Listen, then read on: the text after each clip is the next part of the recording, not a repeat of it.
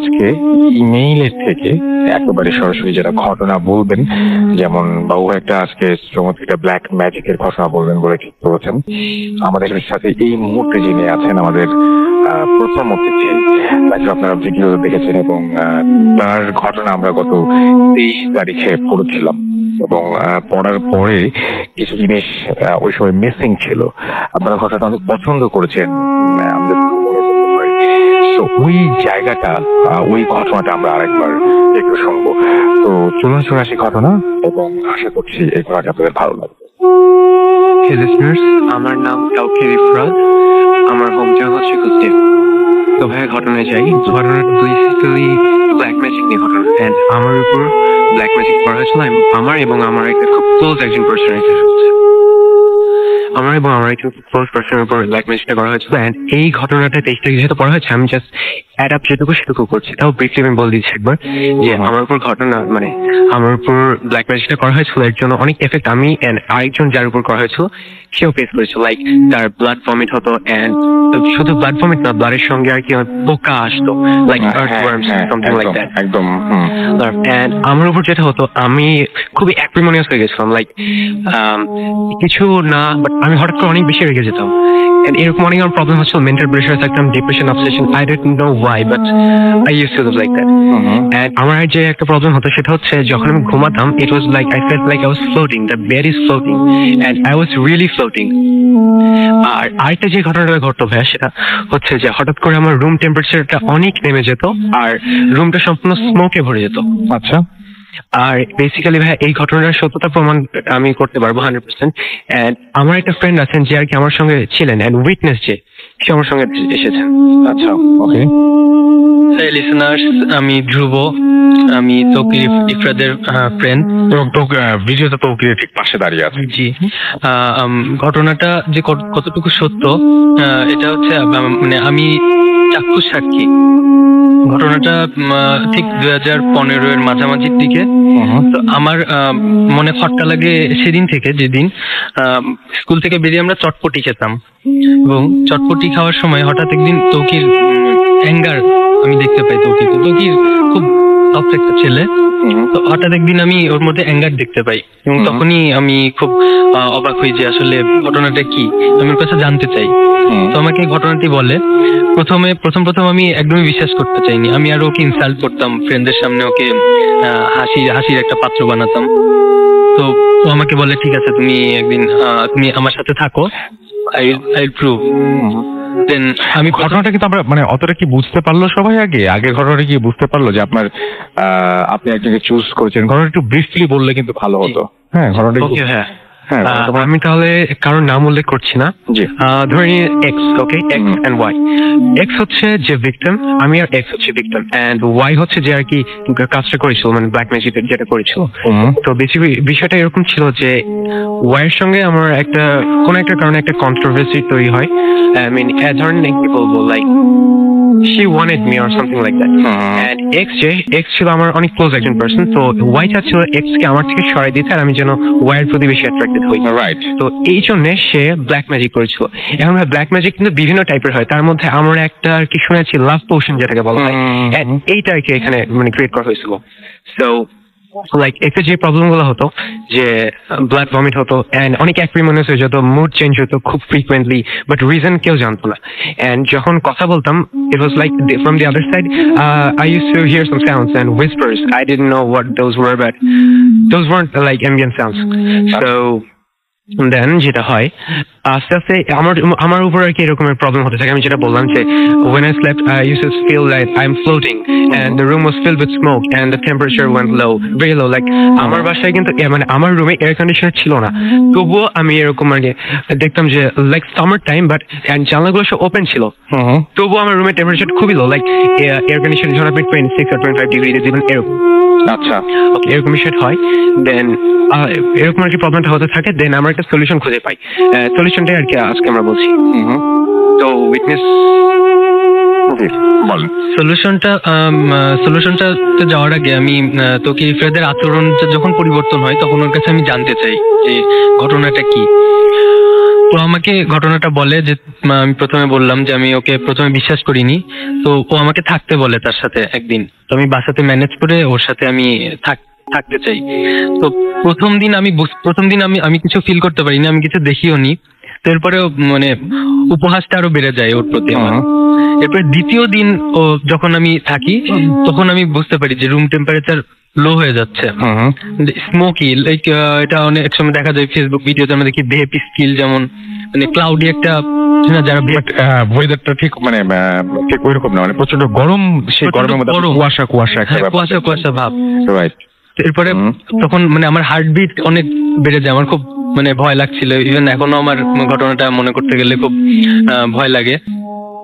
এরপরে আমরা এটা সলিউশন খোঁজার চেষ্টা করি। আমার মনে হয় যারা নতুন শুনছেন এবং যারা পুরনো শুনছেন তারা এখনো জিনিসটা বুঝতে পারছেন না, মানে দুইজন চেঞ্জ করে করে বলছেন বলে আমার যেটা মনে হয় যে বেসিক্যালি আপনার দুজন একজন ফ্রেন্ড ছিল এবং একজন গার্লফ্রেন্ড ছিল, তার মধ্যে থেকে যে কোনো একজনকে আপনার চুজ করে নিতে হয় এবং সেই কারণে অন্য একজন আপনার উপরে ব্ল্যাক ম্যাজিক জাতীয় কিছু করে এবং সেই ব্ল্যাক ম্যাজিকের কারণে আপনি বিভিন্ন ধরনের প্রবলেম ফেস করেন। সেই প্রবলেম ফেস করার কারণে আপনার ব্যাপারটা নিয়ে সবাই যখন হাসাহাসি করতো তখন আপনি তাকে ইনভাইট করেন আপনার বাসায় এবং আপনি এসে তখন এই জিনিসগুলো দেখেন। কি দেখেছেন আপনি সেটা শুধু বলুন। আমি হঠাৎ মানে ও যখন আমাকে ঘুম থেকে ডেকে তুললো মাঝরাতে, তখন তিনটা বাজে এরকম সময়। তো এমনি ঘুম থেকে ওঠার পরে একটা ডিজি ভাব লাগে। তারপরে ওঠার পরে হঠাৎ মানে আমার কাছে মনে হলো যে অ্যাম্বিয়েন্ট যে নয়েজটা থাকে, আমরা যেটা মানে মোটামুটি বাতাসের শব্দ, পাতার শব্দ, সেটা ডিসঅ্যাপিয়ার হয়ে যাচ্ছে। কোনো ধরনের কোনো সাউন্ড পাওয়া যাচ্ছে না, খুব সাইলেন্ট। স্মোকটা আমি নিজের চোখে দেখেছি, স্মোকের একটা ক্লাউড, স্মোকের। আর হাতটা যেন মনে হচ্ছে যে মানে ফ্লোটিং, একটু উপরে উঠছে এবং মানে ভূমিকম্প হলে যেরকম হয় ঠিক সেরকম মানে একটু ভাইব্রেট করছে রুমের মধ্যে। আচ্ছা, এরপরে পরের দিন আমরা খুব দ্রুত মানে সকালে উঠেই আমরা করি যে এটা হচ্ছে খুব খারাপ একটি ঘটনা এবং আমাদেরকে এটা সলিউশন খুঁজতে হবে। ওকে, তো আমি এটা বলে রাখা ভালো যে আমি ফার্স্টে আর কি এই প্রবলেমটা ফেস করার পর আমার নানা ভাই আর কি কিছু সলিউশন দিতে চাই, বাট উনি মানে হি ওয়াজ আনএবল। সো উনি আমাকে সাজেস্ট করে আরেকজনের কাছে যেতে, তো আমি তার নামটা বলছি না। তো যার কাছে যাই সে আর কি আমাকে কিছু নির্দেশনা দেয় এবং তবে সে বলে দেয় যে এটা হচ্ছে টেম্পোরারি, টেম্পোরারি পার্মানেন্ট সলিউশন নাই। পার্মানেন্ট সলিউশন শুধুমাত্র যে অ্যাকচুয়ালি ম্যাজিকটা করেছে বা যে অ্যাকচুয়াল মানে যে আর কি বলবো যে করেছে তার কাছে যেতে হবে, এন্ড তার কাছে সে যদি আর কি মানে ম্যাজিকটা ফিরিয়ে নিতে পারে শুধুমাত্র তখন এটার আর কি পার্মানেন্ট একটা সলিউশন পাবো। তো আমি আর ধ্রুব দুইজনে আর কি যাই, আমি জায়গাটার নাম বলছি না, সে জায়গায় যাই যেখান থেকে আর কি এটা উৎপত্তিস্থল আমরা যাই। কিন্তু আনফর্চুনেটলি যে আর কি করেছিল he was dead. He was dead. I mean, it's like in a cinematic way, but he was really dead. So, you know, তখন আমাদের like মাথার উপর ঠান্ডা পড়ে যায় একটা, যে এখন কি করবো, we have nothing to do. But সে যেহেতু মানে যে করেছিল সে ছিল পীর টাইপের একজন মানুষ, তো তার মুরিদ বলেন বা সাগরেদ যাই বলেন, তো এমন একজনকে আমরা খুঁজে পাই যাকে আর কি গ্রামের মানুষ এক ঘরে ঘরে রেখেছে বললে চলে। সো তার সঙ্গে আমরা আর কি যাই, কথাবার্তা বলি, দেন উনি আর কি আমাদের বলে যে হ্যাঁ সলিউশন দিতে পারবো আমি। দেন আফটার দ্যাট সলিউশন দেওয়ার জন্য উনি আর কি আমাদের জন্য ওঝাবোর্ড দেয়। ওঝাবোর্ডটার নাম হচ্ছে মিস্টিক হ্যান্ড যেটা, ওইটা নিয়ে যে আর কি মানে অ্যাকচুয়াল ম্যাজিকটা করেছিল যে পীর, তার কবরের উপর মিডনাইটে যেতে হয়। মিডনাইটে আমরা কবরের উপর যাই এন্ড একটা ক্যান্ডেল জ্বলছিল। ক্যান্ডেল যখন জ্বলছিল, first some time I didn't realise anything, যে আমার মনে হচ্ছিল মেবি আমরা জাস্ট ভুল জায়গায় এসেছি, কিছুই হবে না। ওকে, বাট আফটার সাম টাইম বুঝতে পারি মানে লাইক হুইসপার আসে একটা কানে, আমার আর ধ্রুব দুজনের কানে আসে, বাট আমি ওকে বললেও আমাকে বলেন। দেন ও মানে ধ্রুব তখন ভয় আর কি আয়াতুল করতে পড়া শুরু করে। তখন যে আর কি মানে যে হোস্ট যে আর কি আমাদের সলিউশন করবে সে থামায় দেয় ওকে, যেন এখানে সব বলা যাবে না। এন্ড তখন আর কি আমার অনেক অবাক হয়ে যায়, তবুও আচ্ছা অনেক অবাক হয়ে যায় আর অনেক কিছু হয়। দেন কিছুক্ষণ পর হুইসপারটা আমরা পাই, আবার অ্যাম্বিয়েন্ট সাউন্ড গুলা মানে অফ হয়ে যায়। সেই টাইমে যে আর কি হোস্ট উনি আর কি মানে কিছু বিড়বিড় করে কি কথা বলে, সেটা আমি আমার বোঝার বাইরে, বিড়বিড় করে কথা বলে। বাট একটা বিষয় সে আর কি বলে দেয় যে তোমাদের যে প্রবলেমটা হয়েছিল সেটা মানে সলিউটেড, বাট যে করেছিল তার প্রবলেমটা এখন সলিউটেড না, এন্ড এফেক্টটা তার উপর যাবে আবার। এন্ড সবচেয়ে মজার বিষয় ভাইয়া, সে বলে দিতে পেরেছিল যে কে করেছে, and we didn't even tell him the name, but he knew it, and I don't know how. আচ্ছা, এই ছিল ঘটনা। এন্ড বেসিক্যালি যে করেছিল তার উপর এফেক্ট এখন আছে, আর আমরা জানতে পেরেছি যে করেছে তার মোটামুটি ফ্যামিলি ফুল ফ্যামিলি আর কি এটার সাথে অ্যাফিলিয়েটেড কেন? কেন সেটা আমি জানি না। আচ্ছা, আমি নট ঘটনার সাথে বাট ব্ল্যাক ম্যাজিকের সঙ্গে ফুল ফ্যামিলি। আচ্ছা ঠিক আছে, তো আমরা আজকে মোটামুটি আপনি তাহলে মানে সবাই ধরে নিতে পারেন যে ব্ল্যাক ম্যাজিকের উপরে আমরা আরো কিছু ঘটনা শুনবো কিছুক্ষণের মধ্যেই। আমরা এখন যেটা করব সেটা হচ্ছে এখন সরাসরি বাবু ভাইয়ের ঘটনায় চলে যাব এবং বাবু ভাইয়ের কাছ থেকে আমরা শুনবো ঘটনা, এন্ড তারপরে উনিও আজকে একটা ব্ল্যাক ম্যাজিক নিয়ে এই ঘটনা বলবেন। তো চলুন শুনে আসি বাবু ভাইয়ের সেই চমৎকার ঘটনাটা। আমি জানি যে আপনারা অনেকে ওয়েট করছেন সেজন্য। থ্যাংক ইউ রাসেল ভাই। এই কাহিনীটি আমাকে বলেছে জামিল। ওর বাসা হচ্ছে আপনার রাজশাহীর এক অঞ্চলে আর কি, কোনো একটা গ্রামে। স্পেসিফিকলি লোকেশনটা জানি না, বাট ও আর কি ওদের ফ্যামিলির কিছু দূরসম্পর্ক আত্মীয় থেকে আপনার এই ব্ল্যাক ম্যাজিকের শিকার হয়। আচ্ছা, তো ওই কাহিনীটা শেয়ার করে আমার কাছে। ওকে, এনিওয়েজ, তো ব্যাপারটা হচ্ছে যে জামিলদের ফ্যামিলি ছিল একসময় 51 পরিবার এবং ওদের দাদার আর কি পিতৃকুলের অনেক টাকা পয়সা ছিল আর কি, just to be very rich, অনেক টাকা পয়সা ছিল। এনিওয়েজ, তো ওর ওর বড় চাচা যখন ছিল সে ছিল কন্ট্রোলে সবকিছুর। তো উনি মারা যাওয়ার পরে ওদের সম্পত্তি কিছুটা আপনার এই ভাগাভাগির ব্যাপার চলে আসে আর কি। তো হিসাবে ওই জামিলের যে বাবা বেশ কিছু আর কি সেখান থেকে টাকা পয়সা পেয়ে যায় এবং মানে তাদের সম্পত্তির বেশ একটা বড় চাঙ্ক ওদের ভাগ্যে জোটে আর কি।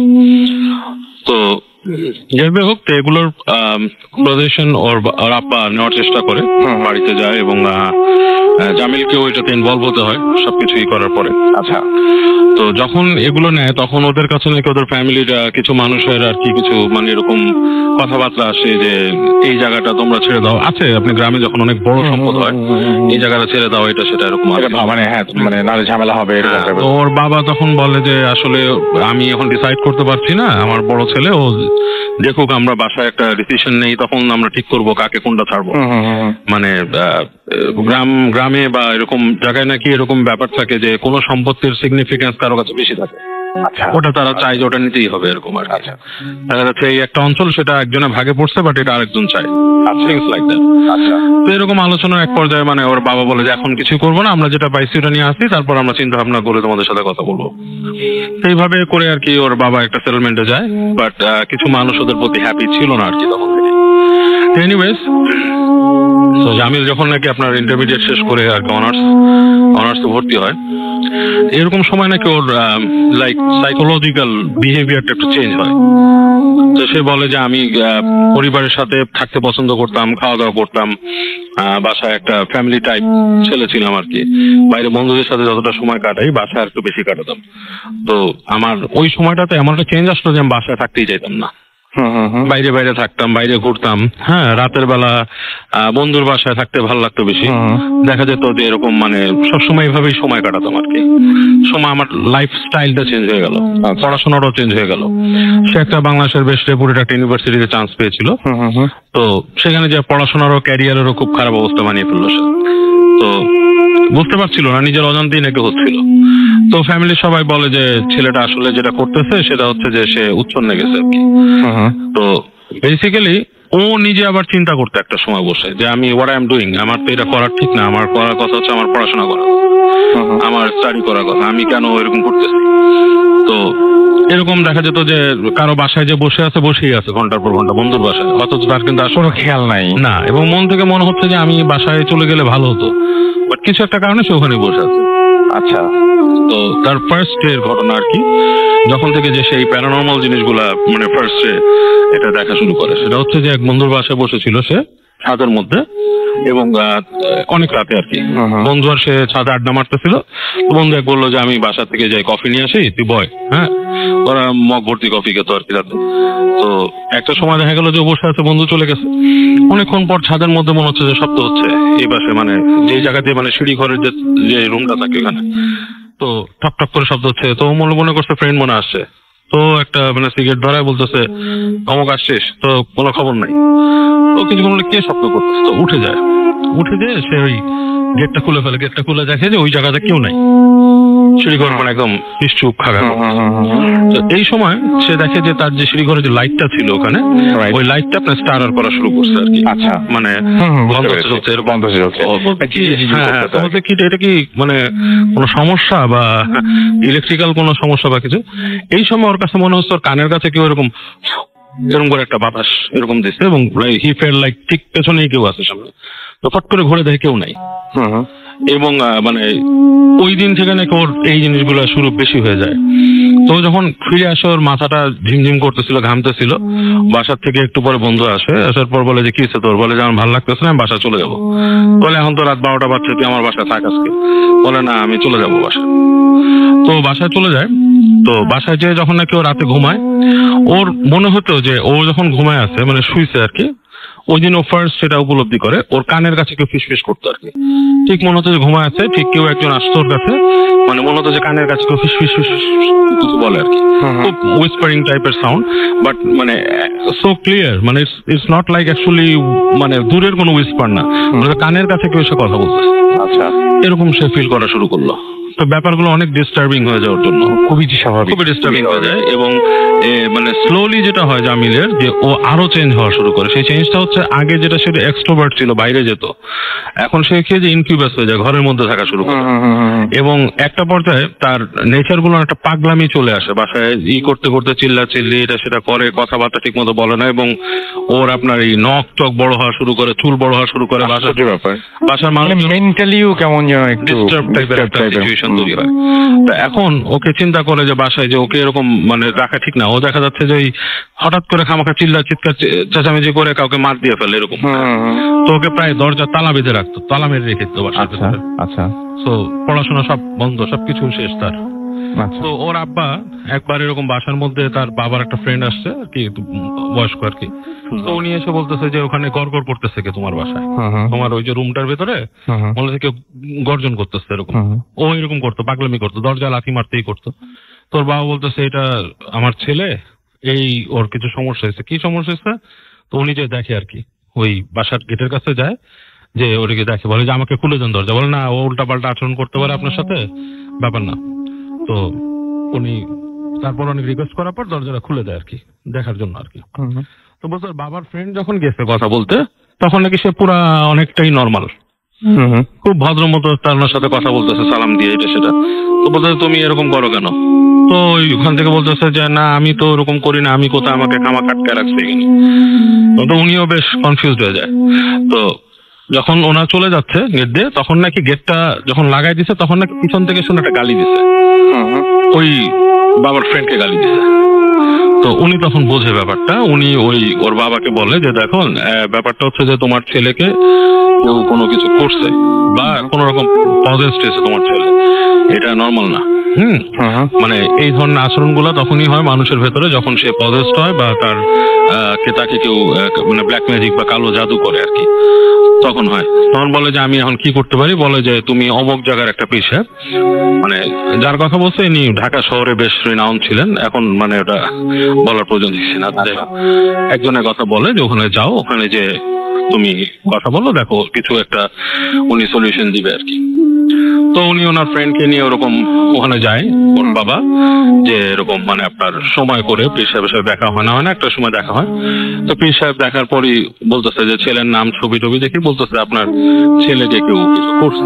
আচ্ছা, আমি আপনাকে বলতাম যে আমি খুব লজিক্যাল চিকিৎসা দিই, আমি বলতাম যে আপনাকে ডাক্তার দেখান বা সামথিং, বাট আমার মনে হয় আপনার ছেলে করছে বিকজ অফ যেসব লক্ষণ শুনলাম প্লাস আপনার ছবি দেখে আমি যা বুঝতেছি তাকে কিছু করা হয়েছে। তাকে আপনি আমার কাছে নিয়ে আসেন। তো সম্ভবত আনতে পারবেন না, সে আসতে চাইবে না।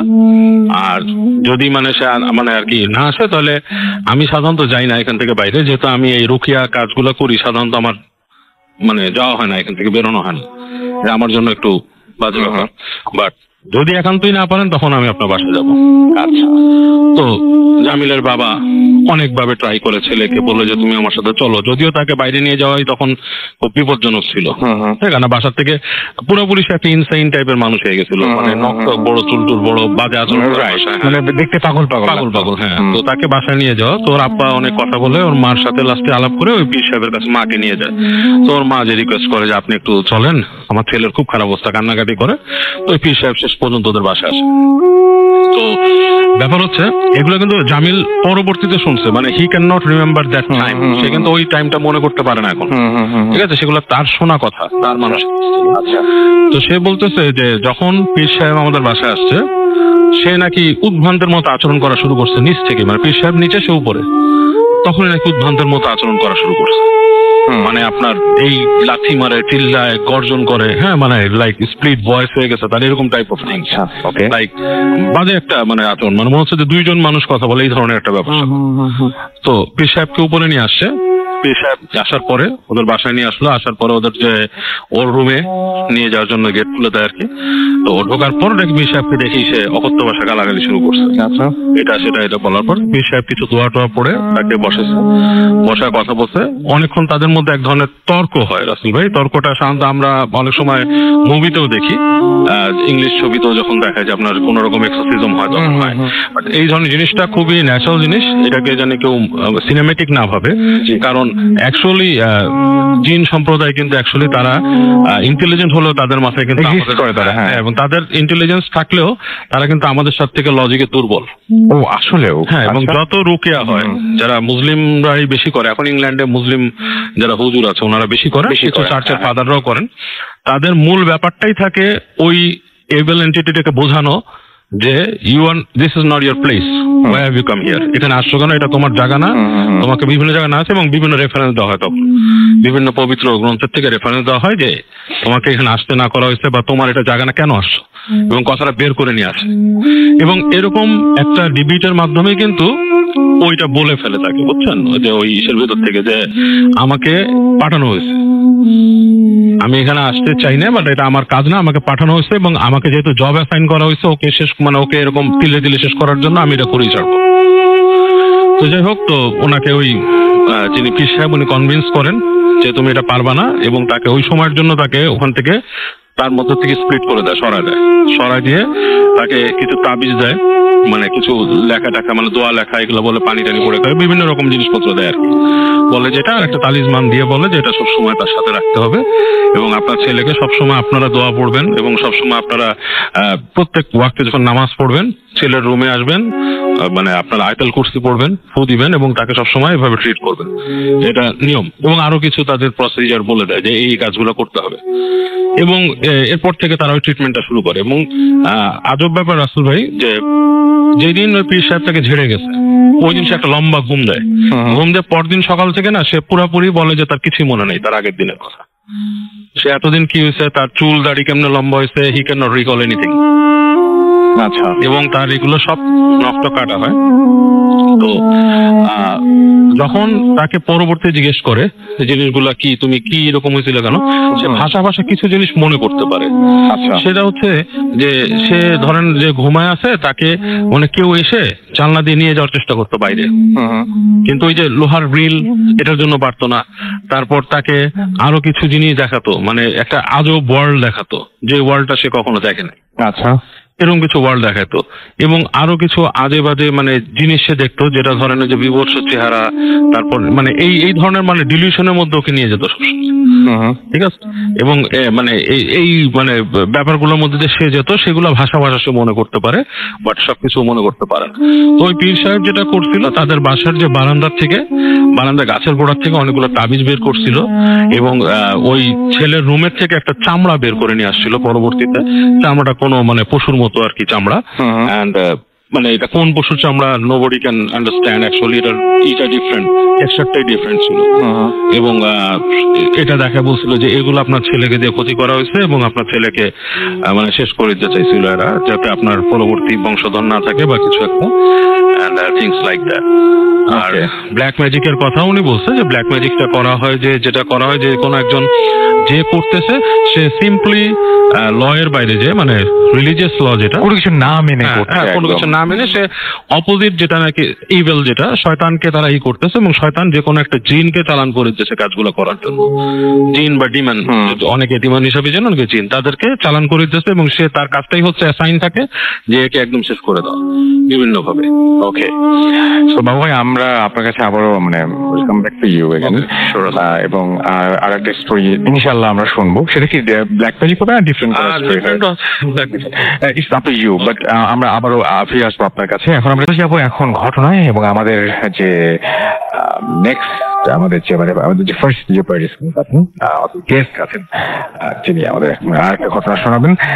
আমরা সেই ঘটনাটা শুনবো তার কাছে। আপনার নামটা প্লিজ আরো একবার বলবেন, কোথা থেকে এসেছেন, তারপর আপনার ঘটনা। আমার নাম তাওকির ইফরাদ, আমার ইনকাম কুচে। ওকে, চলে যায় আপনার ঘটনা চলে যায়। ঘটনাটা এটা ঘটেছে বেসিক্যালি আমার একটা ফ্রেন্ডের সঙ্গে। ওর সাথে ঘটেছে যখন ওর বয়স ছিল 4, 4.5 এরকম টাইমে। এখন ভাইয়া এই টাইমে মানে বাচ্চাকালের এই ঘটনাগুলো কিন্তু আমাদের মনে থাকে না, তবে কিছু কিছু এরকম ইন্টেলেবল ঘটনা থেকে যায় যেগুলো কি মেমোরিতে সবসময় থেকে যায় আমাদের। তো এরকম একটা ঘটনা, ওর যখন বয়স ছিল 4 বছর, ওর আর কি ছোট ভাইয়ের বার্থ হওয়ার কথা ছিল, মানে ছোট ভাইয়ের বার্থ ছিল। তো ওর বাসার সবাই ছিল হসপিটালে, জাস্ট ও আর ওর নানু, এই দুইজন ছিল বাসার মধ্যে। এখন ওর মানে ছোট ভাই হওয়ার 3 দিন আগে ওর বিহেভিয়ার অনেক চেঞ্জ হয়ে যায়। লাইক ও আগে ছিল সব থেকে বেশি এক্সাইটেড, অ্যান্ড এই 3 দিনের মধ্যে ওর মধ্যে বিপুল পরিবর্তন হয়। লাইক ও অনেক অ্যাক্রিমোনিয়াস হয়ে যায়, সবার সঙ্গে রুড বিহেভ করতে থাকে, অনেক সেলফ সেন্টার্ড হয়ে যায়, নিজের সাথে নিজে কথা বলতে থাকে, লাইক ইমাজিনারি ফ্রেন্ডস হয়ে যায় ওর। তো ওর ভাই যখন বার্থ হলো অ্যান্ড বাসায় নিয়ে আসলো, একদিন ও আর কি একটা কিচেন থেকে চাকু নিয়ে ওর ভাইকে মারতে যায়। ঠিক সেই টাইমে ওর নানু নামাজ পড়ে উঠছিল, উনি আর কি এসে ওই চাকু তার হাত থেকে নিয়ে নেয়, অ্যান্ড এছাড়া কিছু হয়নি। তো যেটা ভাই এখান থেকে স্টার্টিং মেইনলি প্রবলেম। ও যখন ঘুমাতো, ওর আব্বু, ওর ছোট ভাই, ওর আম্মু একসঙ্গে ঘুমাতো। তো ও রাতের বেলা মানে সিম্পলি ভাই রাতের বেলা ওর আব্বু ওর স্ট্যান্ডিং এর লাইটটা অফ করতো এবং গেটটা অফ করে দিত।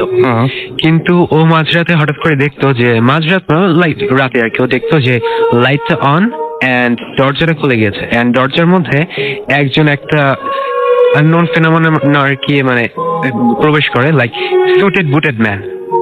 আচ্ছা, একদম সুটেড বুটেড একজন ম্যান প্রবেশ করে, এসে তার কাছে এসে দাঁড়ায় অ্যান্ড কিছু একটা বিড়বিড় করে বলতে থাকে, বাট ও বুঝতে পারে না কি জিনিস। আচ্ছা, এরকম ঘটে থাকে। আর ও যেহেতু ছোট মানুষ, এই যে আননোন ফেনোমেনন এটার নাম দিয়েছিল ভালুটা মানুষ, ভালুটা নাম দিয়েছিল আর কি, ছোট মানুষ। ইন্টারেস্টিং। ওকে, তো এরকম আর কি ফ্রিকুয়েন্টলি ঘটতে থাকে, অ্যান্ড ও হঠাৎ করে বলে ফেলে, ধরেন খেলছে, হঠাৎ করে বললো যে আব্বু ভালুটা আমাকে ভয় দেখাচ্ছে, ভালুটা মারছে, এরকম বলতে থাকে। কেউ বিলিভ করে না, বিকজ বাচ্চারা ইমাজিনারি ফ্রেন্ড থাকতেই পারে, এটা খুব একটা অস্বাভাবিক কিছু না। এরপরে ভাই যে ঘটনাটা হয়, ও মাঝরাতে ঘুম থেকে যখন জেগে যায়, হঠাৎ করে ও দেখে যে ওর উপর মানে ওর একটা ক্লোন ওর উপর আর কি শুয়ে আছে। আর ঠিক সেই টাইমে ভালোটা যেটা আর কি ওই সুটেড বুটেড ম্যান, সে আর কি আবার প্রবেশ করে ওই মানে ওর যে ক্লোন সেটার মাথাটা কেটে দেয়। অ্যান্ড একদিন পসিবলি সেটা রোজার মাস ছিল, সবাই সেহরি করার জন্য উঠে যায়, অ্যান্ড ওইরকম টাইমে ও ঘুম থেকে উঠে যায় অ্যান্ড দেখে যে এদিকে ওর মধ্যে 7 জন এরকম, আর ওই ভালোটা যেটা আর কি সুটেড বুটেড ম্যান, সেটা সে 7 জনের মাথা কেটে দেয়, অ্যান্ড আস্তে আস্তে সব ডিসেপারেট হয়ে যায়। আর তাছাড়া ভাই বাসার মধ্যে এমনি কিছু ঘটনা ঘটতে থাকে, লাইক ধরেন ফুলের টপ যেটা সব মানে ছাদের উপর, সেটা আজকে এক জায়গায়, কালকে দেখা গেলো অন্য জায়গায়, আজকে রাইট সাইডে, কালকে লেফট সাইডে। এটা ভাইয়া চোর, যদি কোনো চোর আসে সে নিশ্চয়ই এরকম এদিক ওদিক করবে না, বা কোনো প্রাণী আসলে সেভাবে স্যুট করে রাখবে না সবকিছু। তো এরকম আর কি অনেক ছোটখাটো প্রবলেম হয়, লাইক ধরেন পিসি যে টেবিলে ছিল সেই টেবিল থেকে অন্য টেবিলে চলে যায়। এটা বেসিক্যালি ভাইয়া ঘটা খুব উইয়ার্ড আর কি বিষয়টা। তো এরপরে ভাই যে জিনিসটা মানে কন্ট্রাস্ট আসে, সেটা হচ্ছে ওর বাবা আর কি একদিন কারে যাচ্ছিল, ওর বাবা ড্রাইভার ড্রাইভ করছিল, তখন ওর ড্রাইভার যে সে হঠাৎ করে গাড়ি অনেক বেশি স্পিড আপ করে, অনেক স্পিড আপ করে, এন্ড ওর বাবা আর কি আস্ক করে ওকে যে কেন স্পিড আপ করলাম, মানে রিজন কি, ফাঁকা আছে। তো সে আর কি অনেক টাইপের এক্সকিউজ দেয়। তো বাবা বুঝতে পারে যে নো, সামথিং ইজ রং এখানে, কারণ হঠাৎ করে এভাবে উত্তর দিচ্ছে না, একটা উত্তরও কনভিনিয়েন্ট ছিল না। দেন নামার পরে ওকে আস্ক করে ড্রাইভারকে যে বলো তুমি কেন এরকম হঠাৎ করে স্পিড আপ করলে গাড়ির মাঝ রাস্তা থেকে। তো সে বলে যে আসলে স্যার বিষয়টা কেমন ছিল, আমি যখন লুকিং গ্লাসের দিকে তাকাচ্ছিলাম দেখলাম নিচে পিছনে আর কি একজন সুটেড বুটেড ম্যান, ওরকম উনিও দেখছেন এটা? হ্যাঁ উনিও দেখছেন, ড্রাইভার এরকম সুটেড বুটেড ম্যান জাস্ট এখানে এক জায়গায় আছে লাইক পরের সেকেন্ডে সে অন্য জায়গাতে এরকম আর কি গাড়ির ব্যাক সিটে এইদিকে ওদিক ঘোরাফেরা করছিল। এন্ড ভাই এইটা তার জানার কোনো প্রশ্নই ওঠে না, তার জানার কথাই নেই, it's impossible for the driver to know about this. এইটা জানার পর আর কি যে মানে যে আমার ফ্রেন্ডের বাবা সে আর কি বুঝতে পারে না তার ছেলে যে ঘটনাগুলো মানে তার ছেলের সঙ্গে যে ঘটনাগুলো হচ্ছে সেগুলো হয়তো বা অ্যাকচুয়াল, মানে সেটা জাস্ট ইমাজিনেশন না। সো দেন আফটার দ্যাট আমি লোকেশনটার নাম বলছি না, একটা জায়গাতে যাই একটা কবিরাজের কাছে, সে একটা সলিউশন দেয়। সলিউশন বলতে একটা নিম পাতা রস বা সামথিং লাইক দ্যাট একটা কিছু দেয়, আর এর ভিতরে কিছু করে ফু দেয়, ওইটা খাওয়ার পর আল্লাহর রহমতে উনি এখন মানে আমার ফ্রেন্ড এখন ঠিক আছে, যদিও তার সাথে কিছু কিছু ছোটখাটো ঘটনা ঘটে, বাট এই টাইপের ঘটনা নেই। ওকে ওকে, থ্যাংক ইউ ভেরি মাচ আপনার ঘটনার জন্য। আপনাকে অনেক অনেক অনেক অনেক ধন্যবাদ। আমরা বাবু ভাইয়ের কাছে যাব, তবে তার আগে আমরা দেখছি বেশ কিছু আমাদের এখানে অনেকে লিখছেন সারা সপ্তাহ এই দিনটার জন্য অপেক্ষায় থাকে, লিখেছেন Aryan, Arnab, thank you very much আমাদের সঙ্গে থাকার জন্য। আমাদের সাথে দেখতে পাচ্ছি যে আমার সাথে আছেন তৌকির আহমেদ এবং আমার সঙ্গে আছেন দেখতে পাচ্ছি Imran Khan. Thank you very much আমাদের সঙ্গে থাকার জন্য। আমরা অনেকের কাছ থেকে কথা শুনি যে আমরা একটা ঘটনার পরে একটু টাইম দিলে তারপরে নেক্সট ঘটনায় গেলে আপনাদের সুবিধা হয়, মানে একটা ঘটনার রেশ থাকতে থাকতে মানে ওইটা নিয়ে একটু আলোচনা করলেও বেটার হয়।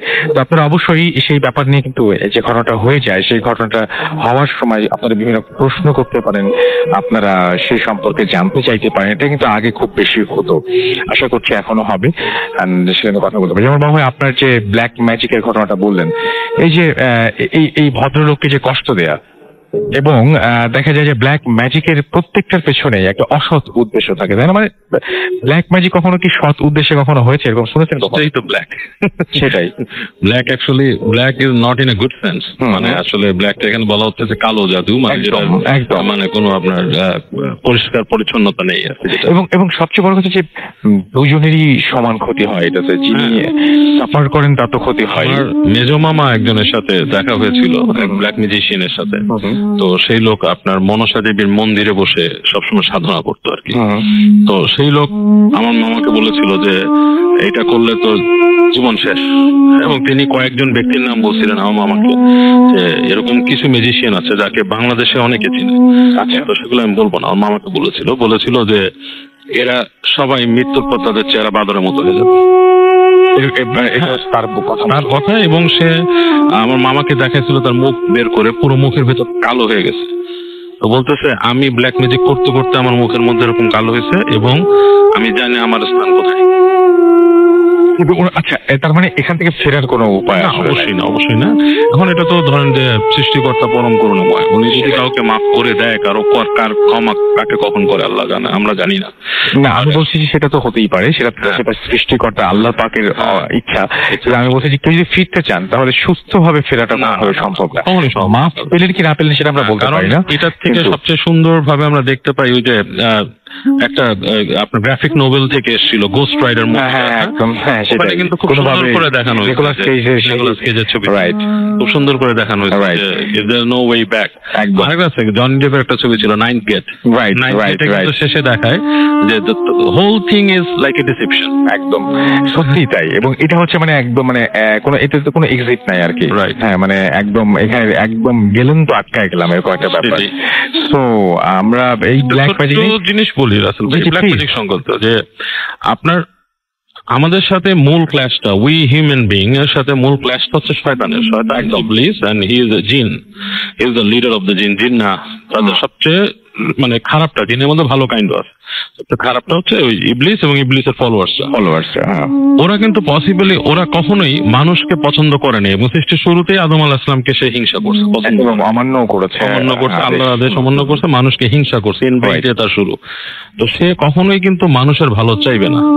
সে যদি মনে করে যে আমি ব্ল্যাক ম্যাজিক করে I would get something out of him, that's not possible. Biggest deception, মানে বড় ডিসেপশন তার জন্য। সো আমরা রাখি এই ব্ল্যাক ম্যাজিকে যেহেতু এত কথা হচ্ছে, ছোট্ট আরেকটা ব্ল্যাক ম্যাজিক ঘটনা শুনতে পারবো? আমাদের হাতে বেশ কিছু সময় আছে, আমরা শুনে আসলে এটা ছোট ঘটনা রাসেল ভাই। আমি জানতাম যে আমাদের অনেক আগে শুনেছিলাম আর কি আমাদের এক খালার কাছে যে ওই সে যেখানে থাকতো গ্রাম্য অঞ্চল, এবং সে মানুষকে দিত আপনার ওই যে টোটকা দিত আর কি গ্রামে বসে, এবং এই টোটকাটা সে ভালোভাবে দিত না, মানে ওই যে নামাজ কালাম পড়ে যে দেয় মানুষ দোয়া দেয় এটা না, সে দেখা যেত যে কাউকে মানে বিভিন্ন পন্থা বলে দিত, হ্যাঁ এটা করো, অমুক জায়গায় এটা ছিটায় আসো, অমুক জায়গায়, মানে এরকম করতো আর কি। এবং এই কারণে কিন্তু সেই মানুষটাকে সবাই ভয় পেত ওই জায়গায়। হ্যাঁ, তো সে থাকতো যেখানে, সে পাশেও কেউ থাকতো না আর কি। তো জিনিসটা হচ্ছে বাসাটা ছিল তার একজন, তার কাছাকাছি যে নেইবার সবচেয়ে, তার বাসাটা আনলাকিলি হয়ে গেছিল যে তার মানে একদম মানে একটা বেড়ার পর একটু জায়গা তারপরই বাসা। আচ্ছা, তো হয় কি, এবং সে অনেক ওই রাতের বেলা এটা সেটা করতো, গান গাইতো কিরকম সুরে, হ্যাঁ, এবং মানে অনেক উদ্ভট উদ্ভট জিনিস করতো যেটা নাকি মানুষের কাছে খুব ভালো নয়, এবং পাশের বাসা যে থাকতো সেটাও লাইক করতো। সে কষ্ট করে থাকতো, সেও গরিব মানুষ, তার থাকার জায়গা নেই, ওখানে থাকতে হবে। তো একদিন সে এরকম দেখে রাতের বেলা আপনার ওই করতেছে, ওই বাসার থেকে, পাশের বাসার থেকে খুব মানে বিলাপের মতো শব্দে সাউন্ড করতেছে, কাঁদতেছে, হ্যাঁ, মানে খুব মানে রিডিকুলাস, মানে বিড়াল যেরকম আপনার রাতে গভীর রাত অনেক সময় কান্দে যেরকম হয় সেরকম। এখন গ্রামে কিন্তু এই 7টা 8টা যখন বাজে, মানে তখনকার সময় আমি যখন শুনছি তখন আমি ধরেন মানে আমার বয়স 12-13 বছর, তো it's mean like lot of time, like more than a decade. তো সেই সময় আপনার এরকম মানে গ্রামে রাত হয়ে যেত, তো এরকম যখন শব্দ শুনতেছে পাশের বাসার সেই মানুষটা, সে আর ভয়ে যায় নাই, বুঝছেন, সে দেখতেছে কি করতেছে, আজকে এরকম ঘুমা ঘুমা কাঁদতেছে কেন, এই সেই, আবার বলতেছে আয় আমাকে নিয়ে যা, কি বলতেছে এরকম। তো সে চুপ করে আছে। পরদিন সকালবেলা আপনার আসছে, ওই মানুষজন আসছে, সে বলতেছে, তাকে বলতেছে যে তোমার পাশের যে এই মহিলাটা ছিল তাকে যে এখানে বাসায় পাওয়া যায় নাই, তাকে মনে হয় কে ছিঁড়ে করে ফেলছে। আচ্ছা, কোথায় ছিঁড়ে করে ফেলছে? আমি তো রাত্রেবেলা তার অনেক শব্দ শুনতে, তুমি যাও নাই কেন? বলে যে আমি যাই নাই কারণ সে ভয় লাগে তার দেখলে, তুমি কখনো তার পথ মারাই না। বলছে তাকে তো ওখানে ওই যে বিলের কাছে পাওয়া গেছে। আচ্ছা, এরকম ছেঁড়া করা অবস্থায়, মনে হয় যে তাকে ছিঁড়ে ফেলছে কেউ, এরকম একটা ছিঁড়ে অবস্থা। আচ্ছা, তো সে শুনে মানে বেশ গায়ে কাটা লাগছে যে এরকম আমি তার আওয়াজ শুনলাম আর কখন ছিল্ল করলো।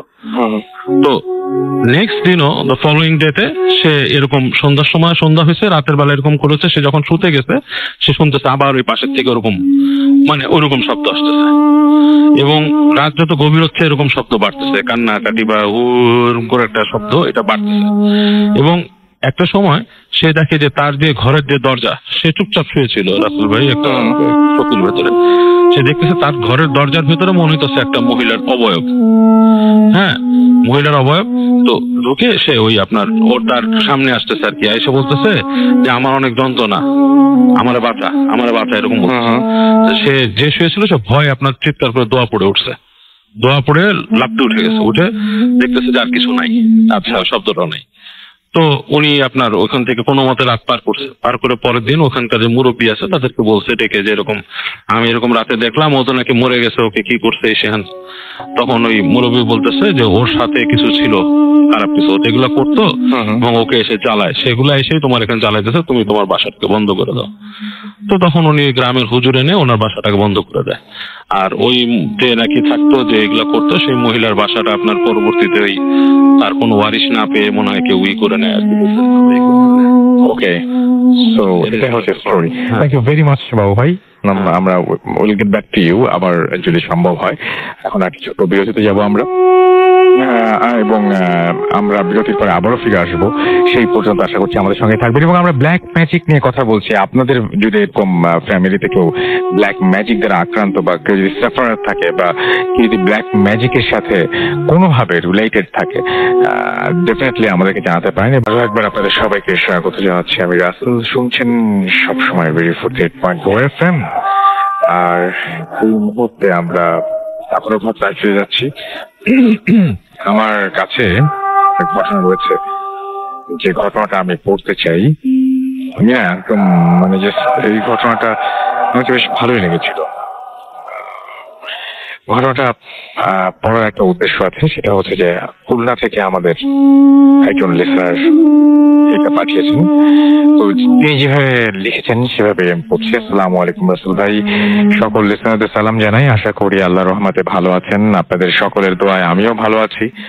আমি আনাম, খুলনা বানরগাতি বাজার SS কলেজ রোডে থাকি। আমি যে ঘটনাটি শেয়ার করব সেটা নিউ ইয়র্কের একটি ভিলেজে ঘটে যাওয়া একটা ঘটনা। আমি এক্স্যাক্টলি স্থানটার নাম উল্লেখ করলাম না। ঘটনাটি শেয়ার করেন আমাদের সাথে আমার ছোট আন্টি, যিনি নিউ ইয়র্ক সিটিতে থাকেন।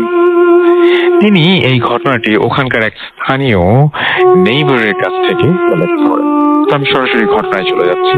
এই ঘটনাটি 1963 সালে ঘটে যাওয়া একটি ঘটনা। এই ঘটনাটি দুটি যমজ মেয়েকে নিয়ে নিউ ইয়র্কের একটি ভিলেজের কোন একটা স্থানে বিশাল কটেজ ছিল, যেখানে এক মহিলা তার দুই মেয়েকে নিয়ে থাকতো। তার হাজব্যান্ড ও দুই মেয়ের জন্মের 1 মাস আগেই মারা যান, ফলে মহিলার উপর প্রচন্ড মানসিক চাপ আসে। তারপর দুই মেয়ে জন্ম নেয়। একজনের নাম লুজিয়া, আরেকজনের নাম লুফোজা। তাদের জন্ম একটু অস্বাভাবিক ছিল, যেমন তারা জন্ম থেকেই বোবা, তারা কথা বলতে পারত এবং তাদের অন্যদের থেকে তারা একটু ডিফারেন্ট ছিল। তাদের খেলাধুলার ধরনও ছিল ভিন্ন রকমের, খুব অদ্ভুত ধরনের সব খেলা খেলতো। যেমন করিডোরের গ্রিলে ধরে উল্টো হয়ে ঝুলতো, তারপর কটেজের ছাদের রেলিং এর ওপর থেকে নিচের দিকে পা ঝুলিয়ে পুতুল, বিড়াল এইসব কোলে নিয়ে বসে থাকতো। তারা বেশ অদ্ভুত রকমের পুতুল তৈরি করত, যা একদম ভিন্ন ধরনের ছিল। এভাবে 6 বছর কেটে যায়। তারা একটু বুঝতে শেখে, তখন তাদের সাথে খুবই মর্মান্তিক একটি ঘটনা ঘটে যায়। তারা দুই বোন লুজিয়া এবং লুফোজা, এদের মধ্যে দুর্ঘটনাবশত লুফোজা মারা যায়।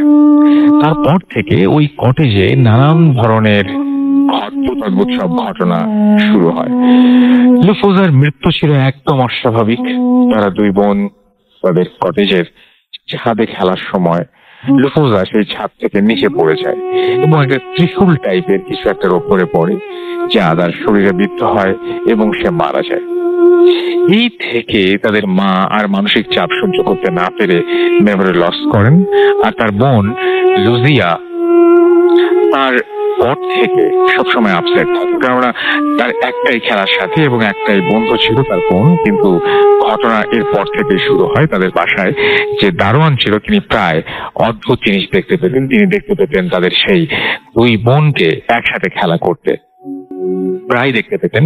এবং করিডোরে তারা উল্টা হয়ে ঝুলতো। দুই বোন দেখতে খুব ভয়ানক লাগতো। তাদের পা দুটো থাকতো ওপরের দিকে এবং মাথা থাকতো নিচের দিকে এবং চুলগুলো সব নিচের ফ্লোরে থাকতো। এছাড়াও তিনি শুনতে পেতেন তাদের মা তাদের দুই বোনের নাম ধরে ডাকতেন। এই সব দেখে দারোয়ান খুব অবাক হতো এবং সে খুব ভয় পেত। এবং তারপর সে ওইখান থেকে বেশি দিন ডিউটিতে ছিল না এবং ডিউটি ছেড়ে সে চলে যায়। এবং লুফোজার মৃত্যুর 3 বছর পর, মানে লুফোজার 9 বছর যখন হয়, তখন ঘটনাটি আরো অদ্ভুত হয়ে ওঠে। সেই একই মর্মান্তিক ঘটনা ঘটে যা ঘটেছিল তার বোন লুফোজার সাথে।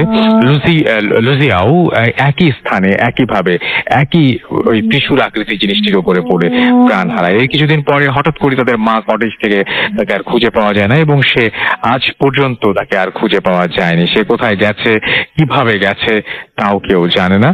এবং এরপর থেকে কটেজে আর কেউ যেতে পারতো না। কেউ গেলেও তারা বিভিন্ন ধরনের সাউন্ড শুনতে পেত। কেউ যেন ঘরের ভেতর থেকে দৌড় দিল, কিন্তু কিছু দেখতে পেত না।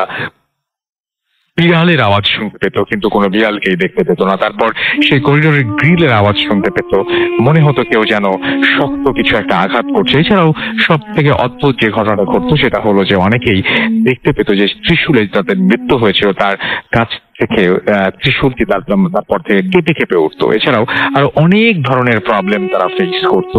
ওইখানে কেউ যাওয়ার সাহস পেত না। এরপর থেকে সরকারিভাবে স্থানটিকে বন্ধ করে দেওয়া হয় এবং এই ঘটনাটির কোনো ব্যাখ্যা আমার কাছে নেই। কেন বা কি কারণে তাদের পরিবারের সাথে এত বড় একটি মর্মান্তিক ঘটনা ঘটলো, আপনাদের জানা থাকলে আপনারা অবশ্যই জানাবেন। তো এই ছিল ঘটনা।